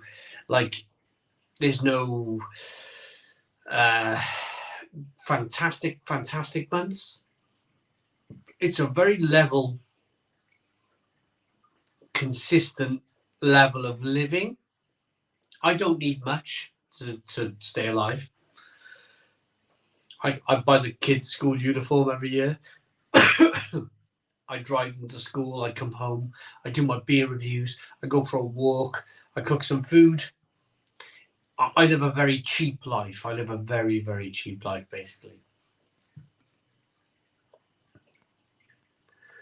That's why you'll see me cranking around Barry and an Eastern Nissan Bluebird or a green shed of a Volvo estate. Toby Jackman, exactly that. They might meet my fluffing. Those words alone with someone makes me smile. And I don't know why. Sandra, what did Sandra say? Where'd that go? Late, but still great. I'm here. I'll join you with a Maxima Croatian lager on a budget this week. 50 cents, so a half litre can. And actually, it's not bad. Hey, we were talking, Sandra, about this very thing. Finance.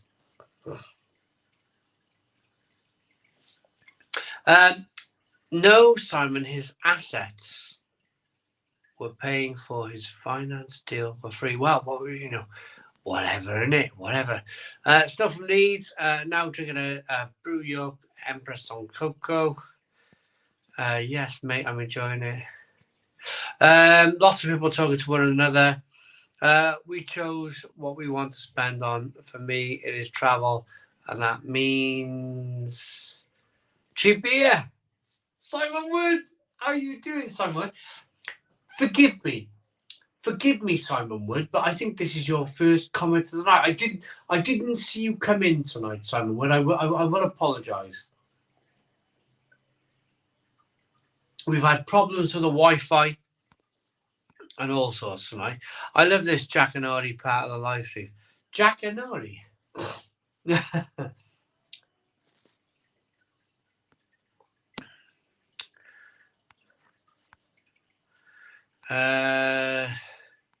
Loads of people talking to one another. If I missed any comments, I do apologise.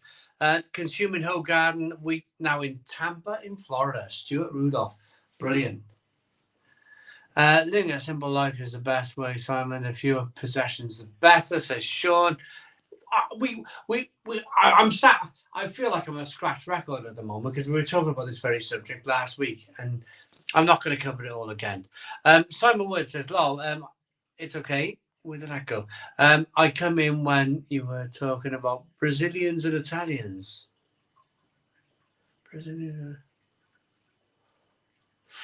I remember what was I talking? Why was I talking about Brazilians and Italians? What was I? Don't remind me. Why was I talking about Brazilians and Italians?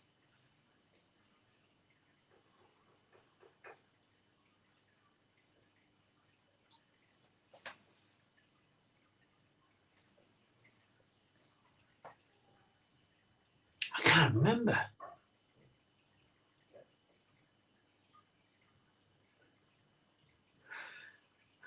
Brazilians and Italians.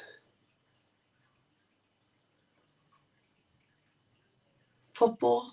Was I talking about football?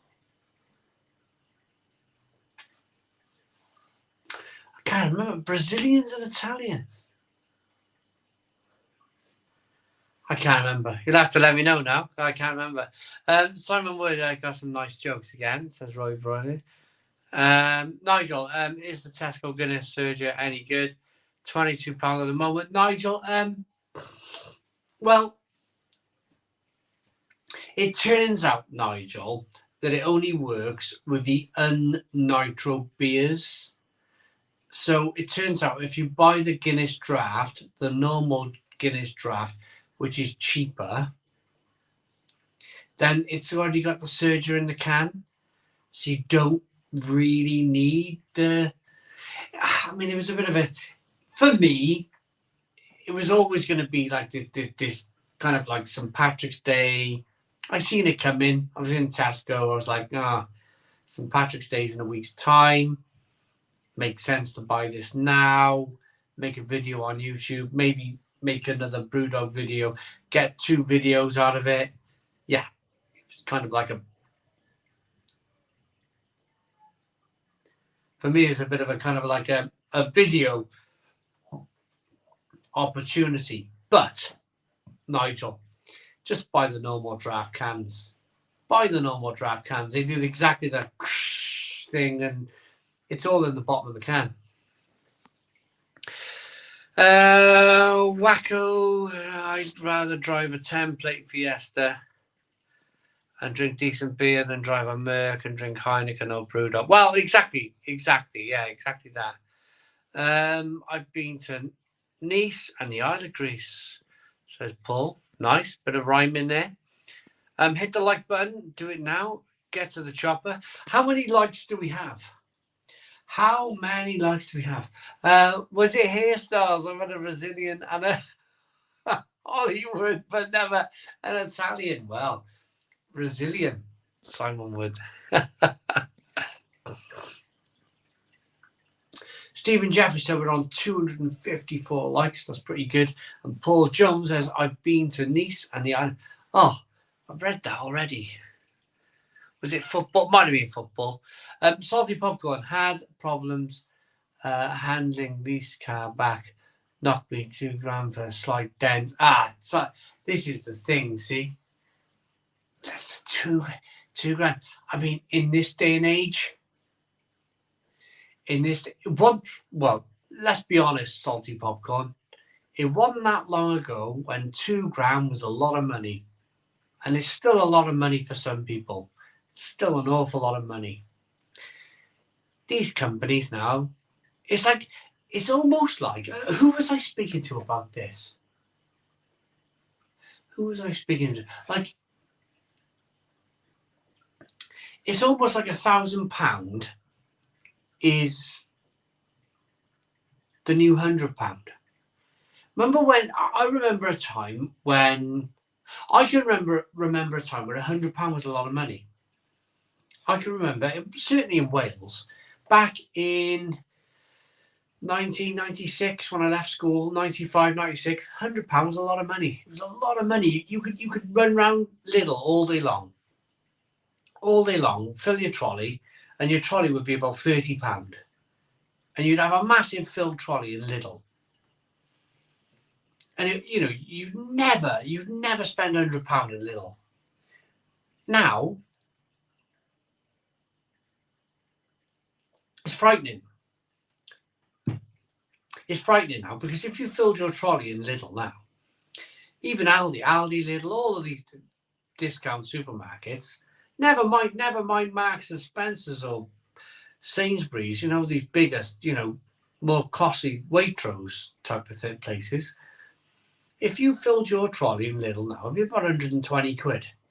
I reckon you could do with a proper, you see, remember years ago, you'd see people with piled stuff in their trolleys. You don't see that anymore, do you? You do not see that anymore. You see, like, little and often buys in the supermarket. But if you did that, filled to the brim, you'd be looking about 120, 150 £150, even in Lidl. Whereas back in the day,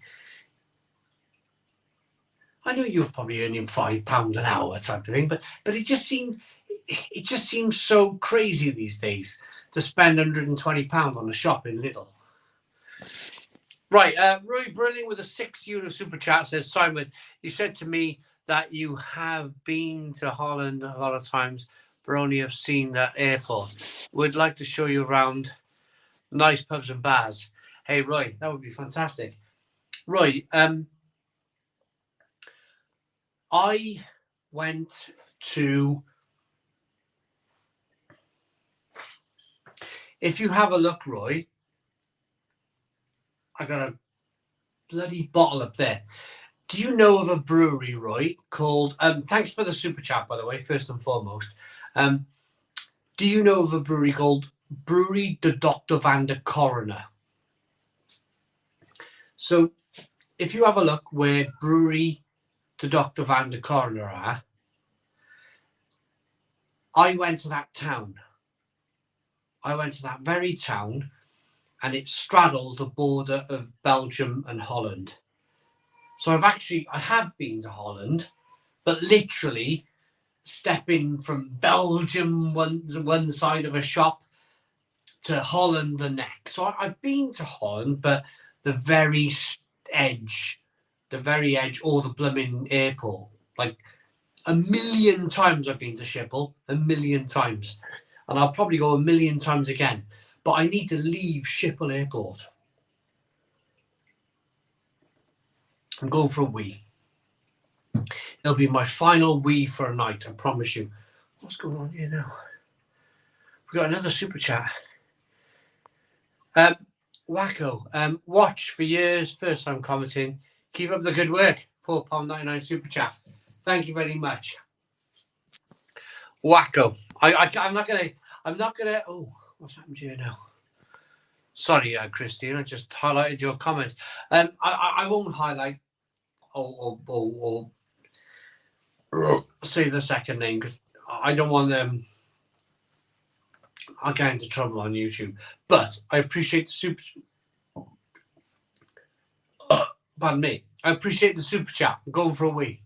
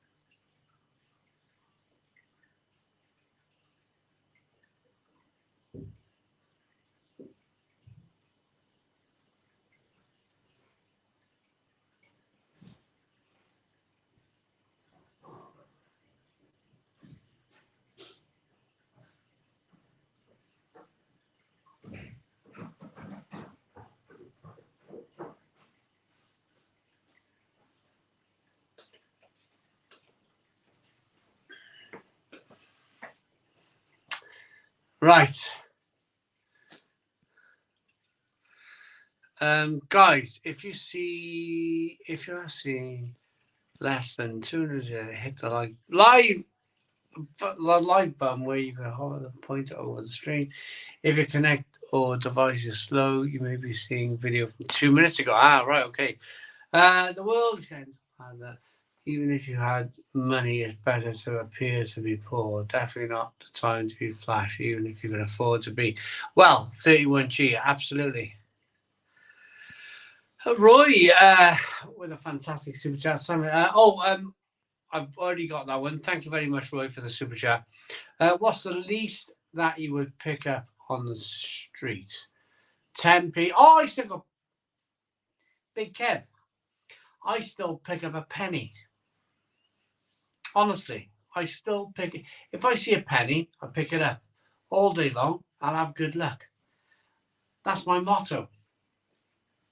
There was a time where, and I mean probably 2004, 2005, we were in a boom.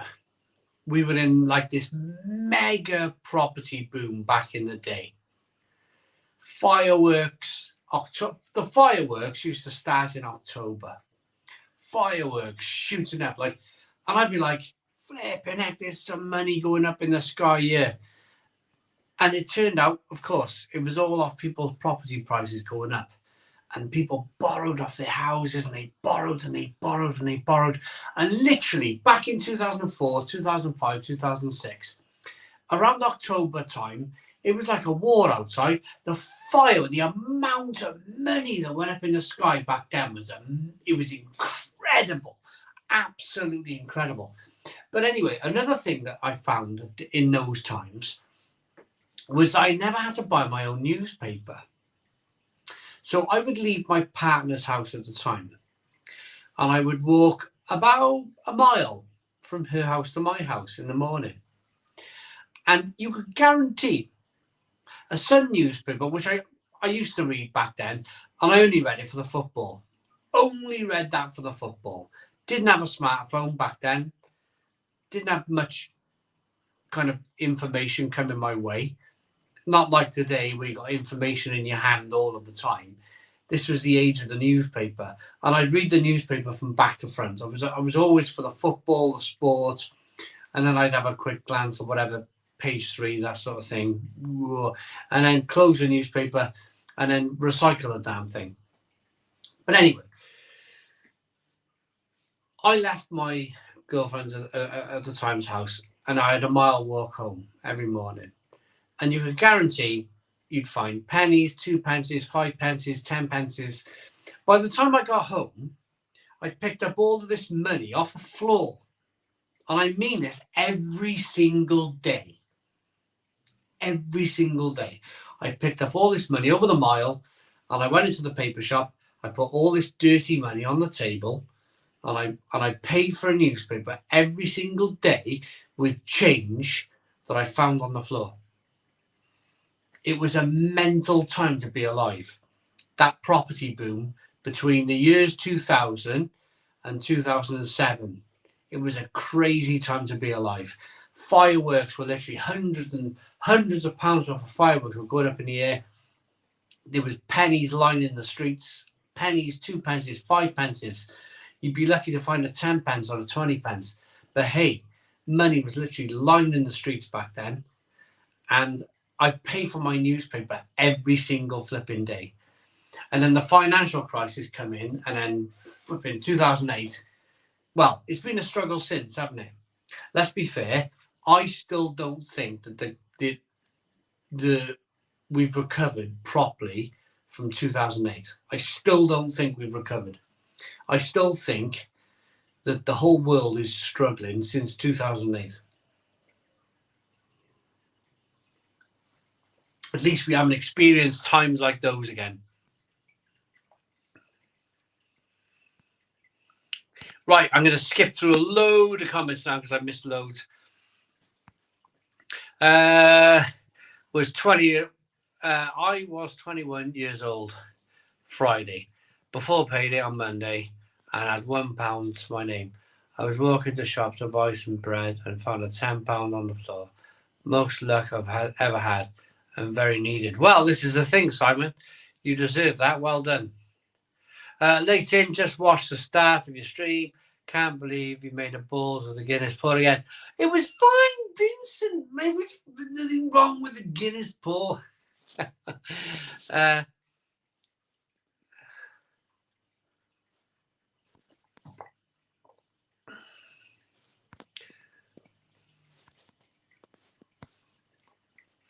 I'm actually. Oh, STEST.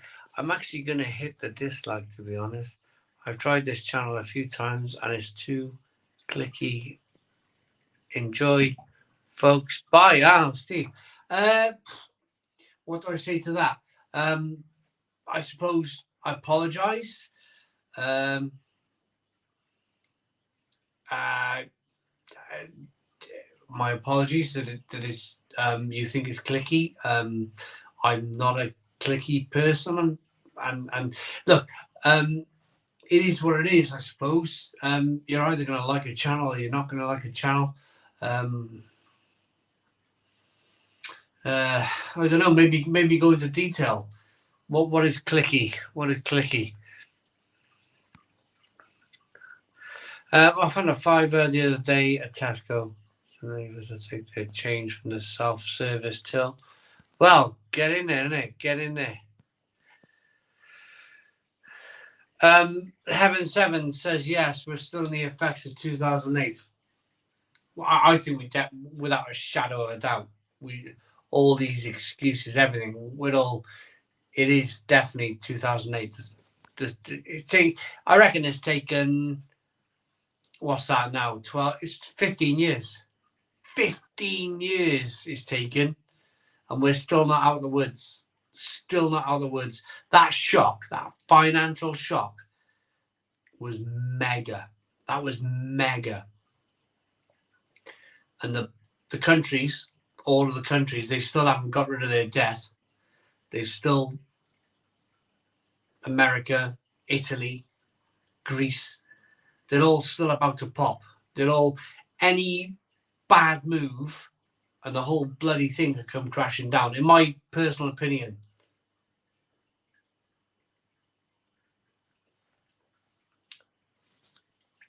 How's the snooker coming along? Have you sorted a table for the underground bugger? Not yet, Sean. I got to build the damn thing first. I got to build it. Life was an adventure back in those days. Oh, Firebird! It was just unbelievable. It was an unbelievable time to be alive. It was very difficult to really explain how interesting those times were.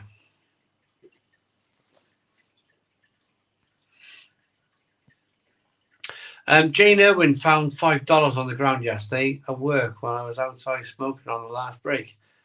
Hello, inflation, money. Oh, well, yeah. If we're in this situation now where people are flipping losing £5 and stuff, then that's just, well, that's just bonkers, isn't it? That is just bonkers. Clicky, they mean. Don't understand the clicks part, just a great part. The words are right, chat. Well, I mean, people are entitled to their own opinion, aren't they?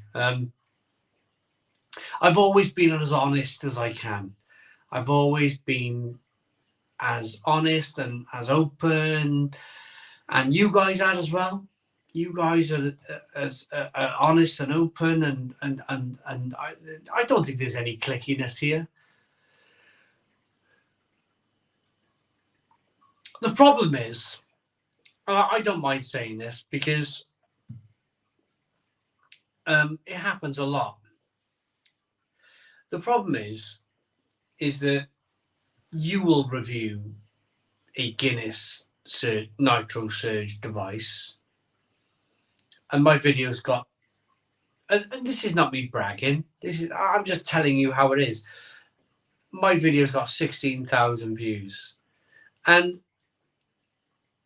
the channel's 13 years old. I've been building this for 13 years. Something like that on the channel will always do well. It's a gadget, it's a device, it's part of beer. It will do well.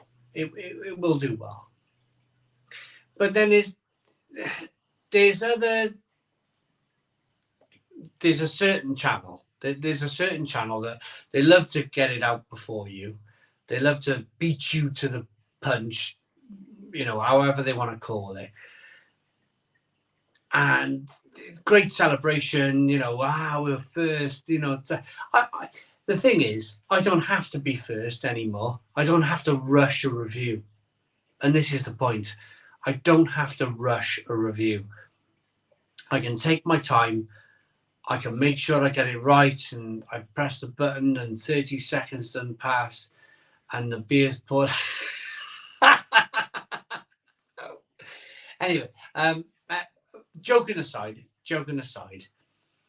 I don't have to be first. I don't have to be the first one out there anymore to review. I don't have to rush.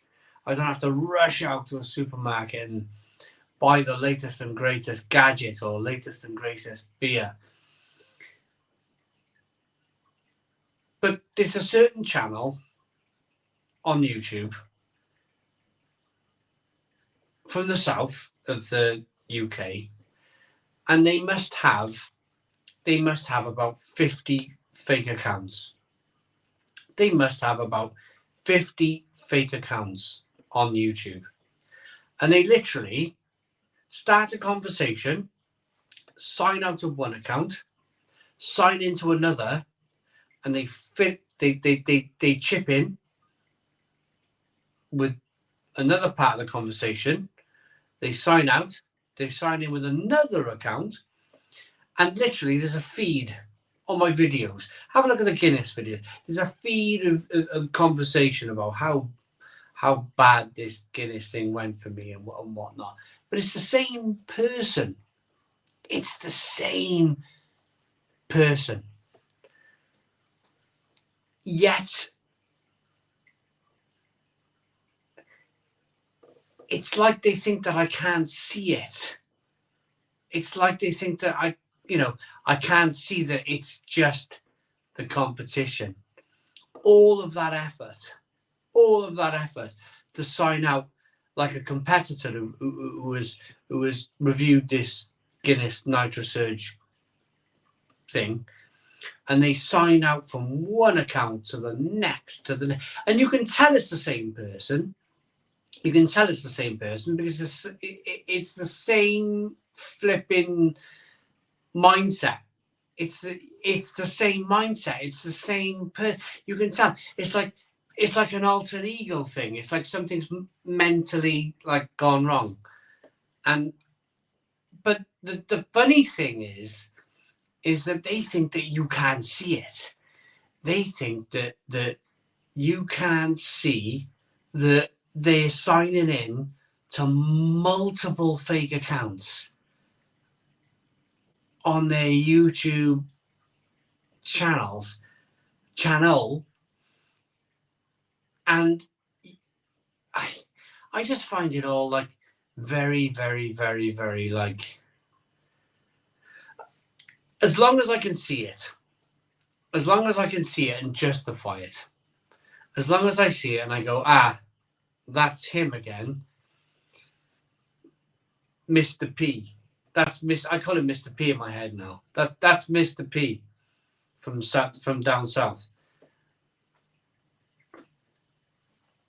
As long as I can see it, as long as I can like go, right, okay, this is this person signing into his multiple. He must have about 50 different YouTube channels. And he's a content creator. He's not somebody who doesn't make content. He's an actual content creator that they love to WhatsApp. They love their WhatsApp groups. And I just find the whole thing. But it was all gone on Bumble. Is it Bumble or something? Bumble. They're all talking about it on Bumble this week. Is it called Bumble, the YouTube competitor, where they're bumbling along, not doing much? They're just bumbling, Bumble. They're having a conversation about WhatsApp and how they all fell out on WhatsApp, and it's like, oh man, like, just like, oh, nothing better to do. Joel Morris with a £4.99 super chat. Happy St. Paddy's Day Sad news about Totally Brewed in Nottingham going under. But of course, John Morris. Never great, is it? It's never great when a brewery leaves us. It really isn't. But thanks for the super chat. I really appreciate it. This is Simon's Pink Shorts speaking through the medium of Big Cat's comments. It's nearly spring, summer, and I'm getting excited about making an appearance soon. The Pink Shorts, yes. Simon Woods having a chat with William. Shredder says, we haven't recovered since 2008. The banks bailed us all out and just put a plaster on the problem. But now again, the banks are struggling. Can't put in 200 words, but we are. Well, yeah. We need to press the reset button, don't we?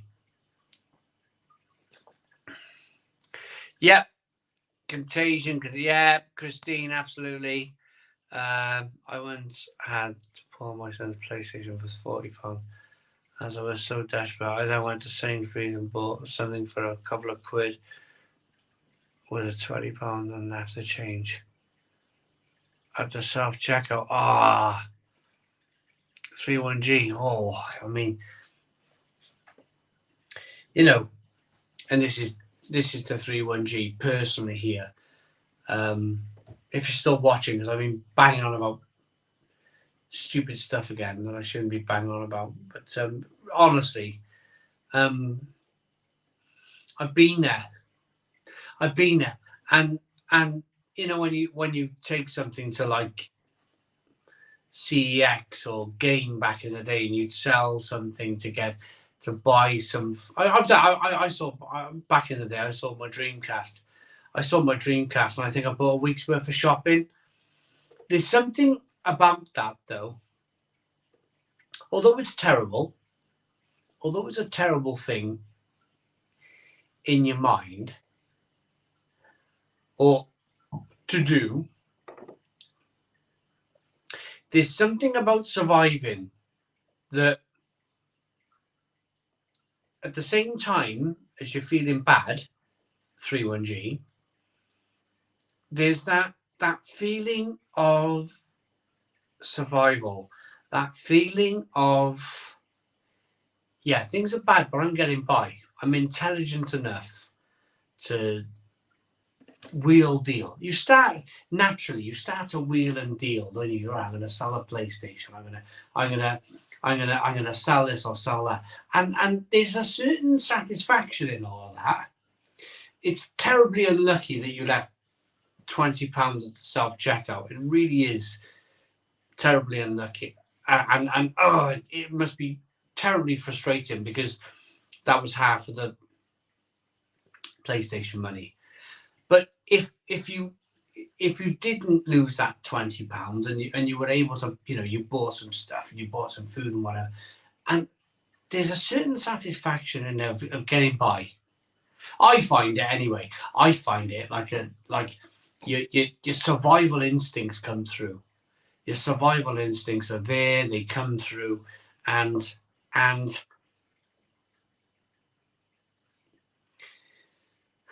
mean, you look at the characters on the television. Some of these people, they live that in real life. Like your Dell boys, they live from week to week. Some days they'd have £40. Some days they'd have £50. Some days they'd have no money at all. But they lived life when they were doing well on a high. They lived down the high. They go to the pub. They'd be very generous. They'd buy somebody a pint, and they buy somebody else a pint. And at the same time, maybe 2 weeks later, because I work with an electrician, he was my business partner, and he had an old phrase. And my business partner's old phrase was, at the time, he's not my business partner, and he passed away now. But my business partner's saying at the time was, if I've got it, you can have it. But if I haven't got it, you can't have it. And that might sound simple. That might sound very, very simple to some. But it made perfect sense. He was the most generous man you'd ever want to meet. He lived day to day. He talked about hitting the bottom of a hole and then having to climb out of the hole again. And then he'd be out in the sun and basking in the sun, and he'd be on the top of a hill 1 minute, and then the next minute he'd be down at the bottom of the hole. And his life was consistently like up and down and up and down. And his motto was that when I've got some money, I'll buy you a pint. I will buy you a pint all day long. But if I haven't got it, I won't buy you a pint. And then if you got the money, you might buy him a pint. And everybody got along. Everybody kind of got along. That was the I'm talking about, this was early 2000s.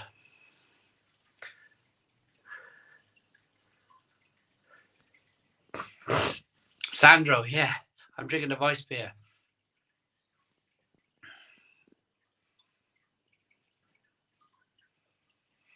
Christine, yeah, absolutely. Maybe be man click. Can't lose digital currency. It'll track you. Wow, tree dude, yeah.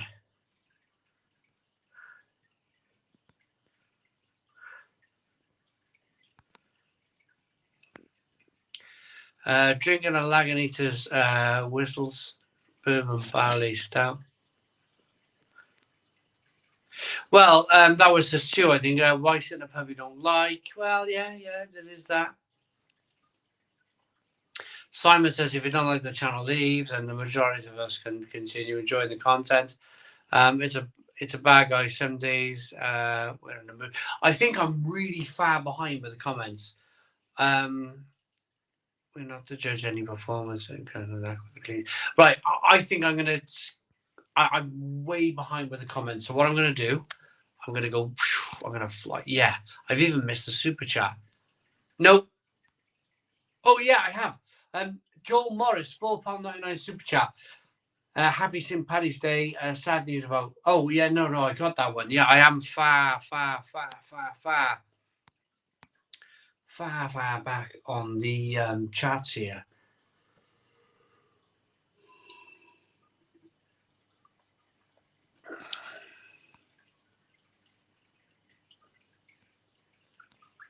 Bruce Lee, nothing to do with me. Absolutely nothing to do with me, Bruce Lee. Again,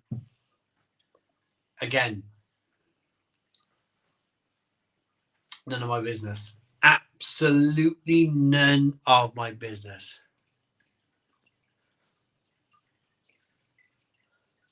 Del Paddy, there we are.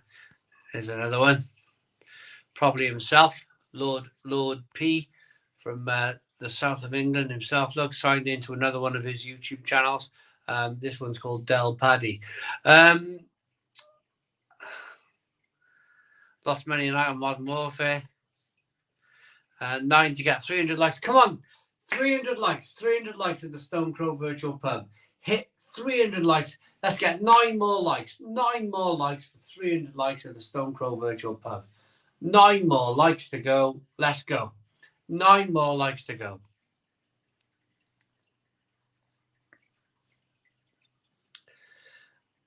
Adam Walsh says, hi Simon, was giggling tonight in Dublin for Paddy's Day. Enjoy some Guinness. Absolutely. Simon Woods with a £10 super chat. Simon Wood, thank you very much for the super chat. I really appreciate it. And it says, hope this helps towards the hotel. Yeah, absolutely. Thank you very much for the super chat. Really appreciate it. GJ says, finally on the Northern Monk Heaven, 10%, pretty heavy maple sweetness, all right. I've not had the Heaven yet. It's an Imperial Stout, isn't it? Our Morrison's doesn't stock it. But never mind.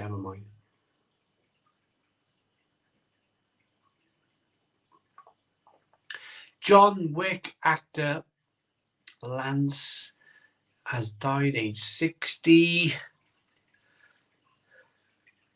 Lewis Spears. Honestly, don't worry about. I can see them coming a mile away. I can see. So I think Del Paddy and Bruce Lee are the same people. Mac, is the council issue sorted now? Yeah, it's pretty much all done. Pretty much all done. I can see by the language. I can see by where the conversation is going. I can see that a lot of the conversation from some of these accounts are from one person, and it's quite frightening, really, to think that one person will sign into their account, they'll leave a comment, blah blah blah blah, blah, and then they'll sign out of their account, sign into another account, and they'll reply to the account that they just commented on, that first comment. And I find that like whoa, why bother? I can see it. I can see it a mile off. I can see it's like a barrage of the same thing, slightly different words, but of the same thing. Like, give it up, man. Give it up. People must think I'm stupid. Oh, Christine said we got over 300 likes.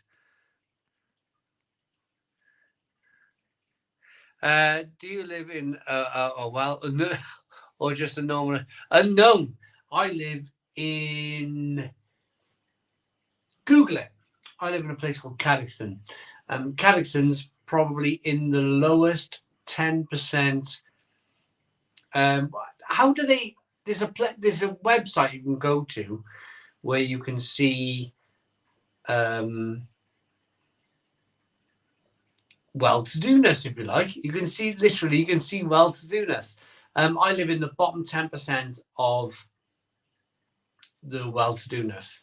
So quite a rough, tough, everybody gets by area.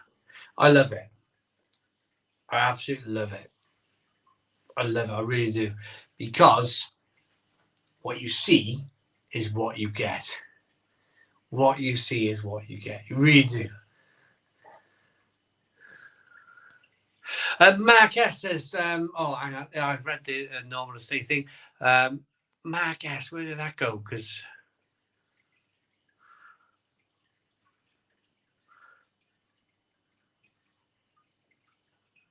right, okay. Right, answering to Bruce Lee. Telling me I'm not all right. Telling me, yeah, you're not right, lol. Right. All I asked about the man discovered him because he was doing some beer reviews. Right. I'm not going to talk about that person.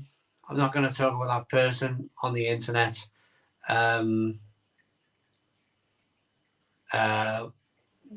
We were once okay. Not anymore. Not anymore. And I'm not going to discuss it. So my apologies to Bruce Lee if you discovered his recent beer reviews on YouTube, which terrific, well done you. But I just don't want to discuss that subject. I just don't want to go there. I really don't want to go there. So if you are a genuine person and you're not just that same person with multiple accounts, if you're a genuine person, and I'm looking you straight in the eyes now, I apologize. But if you are that person who has multiple accounts, well, whatever, innit? Whatever. ADC is a new member. Thank you so very much. Oh, I've got to highlight that comment now.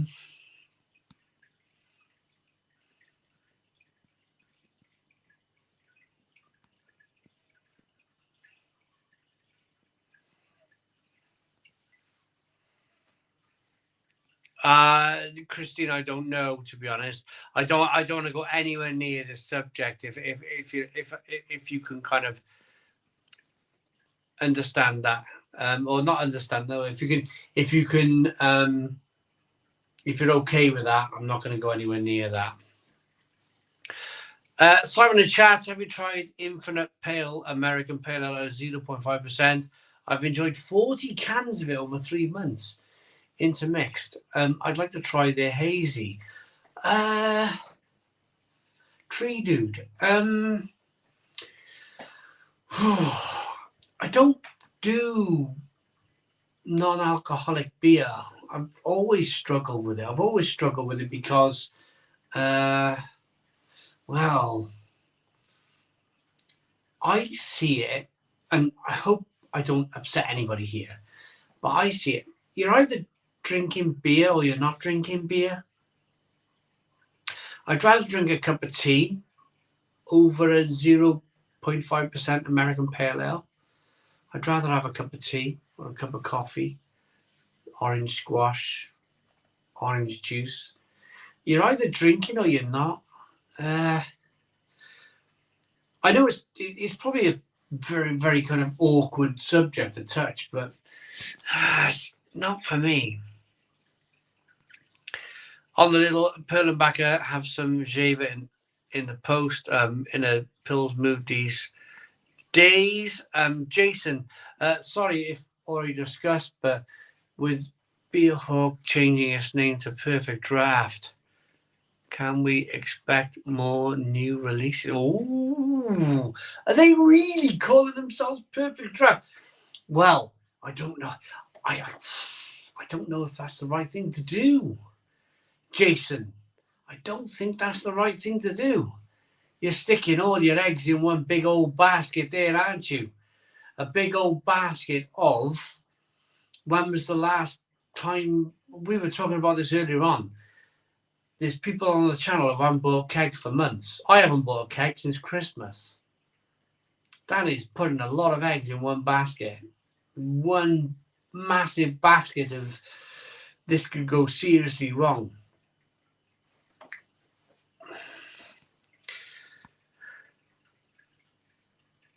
Not the other car. He did.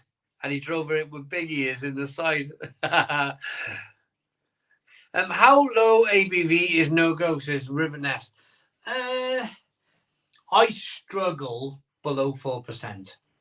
I start to struggle below 4%. I start to I lose interest. I'm starting to like if I'm in a bottle shop or a Tesco's or whatnot, I start to go at under 4%. Simon, when am I doing another fancy dress night? Still think the Tiger King was the best one you and Mel did. Oh, it was a good night, wasn't it? It was, yeah.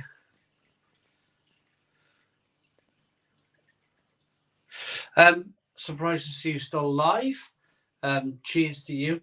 Yeah, we do. We do 3 hours. 3 hours on a Friday. Yeah, it's all right. It's all right, isn't it?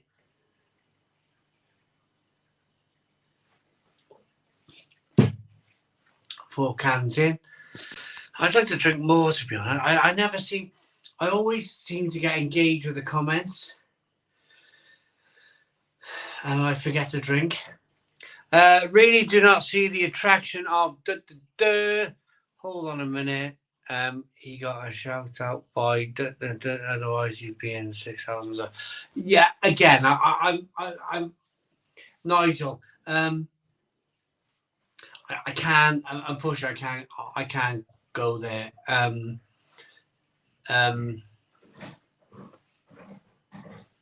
There was once upon a time where we got on really well. We really did. And even last Brew London, we shook hands and said hello, and but yeah, I think sometimes you just gotta just move on, man. Just move on and leave things where they unfortunately, just move on.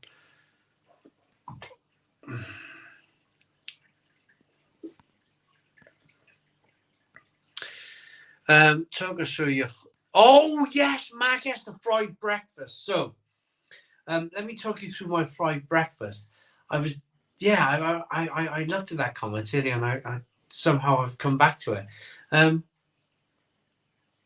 So on a Saturday morning, I wake up, coffee, read the internet, that sort of thing. And then about 10 o'clock, I start cooking. So I prick all the sausages. Yeah, I'm a sausage pricker. Prick all the sausages, put them in the grill, hash browns, start cooking, sort out the toast all the toast up, butter it all, tomatoes, fried eggs. Feel like I'm missing something. Oh, I put all the sausages then from the grill. I put them on a plate, put them under the grill, underneath the grill, and then I put the bacon then, line all the bacon up on the grill, and then put the bacon in the grill, cook the bacon. While the bacon's cooking, my wife will cook the eggs. There's my good wife there, saying hello. And I'll make the tea then. Some cups of tea for me and Molly. We'll have a cup of tea each, and then we'll serve breakfast 11 o'clock. So it takes me about an hour. Slow pace cooking. And then dishes in a dishwasher. Fish shop, go to the fish shop. My wife will buy some fish. She'll put all the new fish in her fish tanks. And then I watch the football in the afternoon, like a football-y kind of, yeah, like a normal average Joe life, you know, that sort of thing.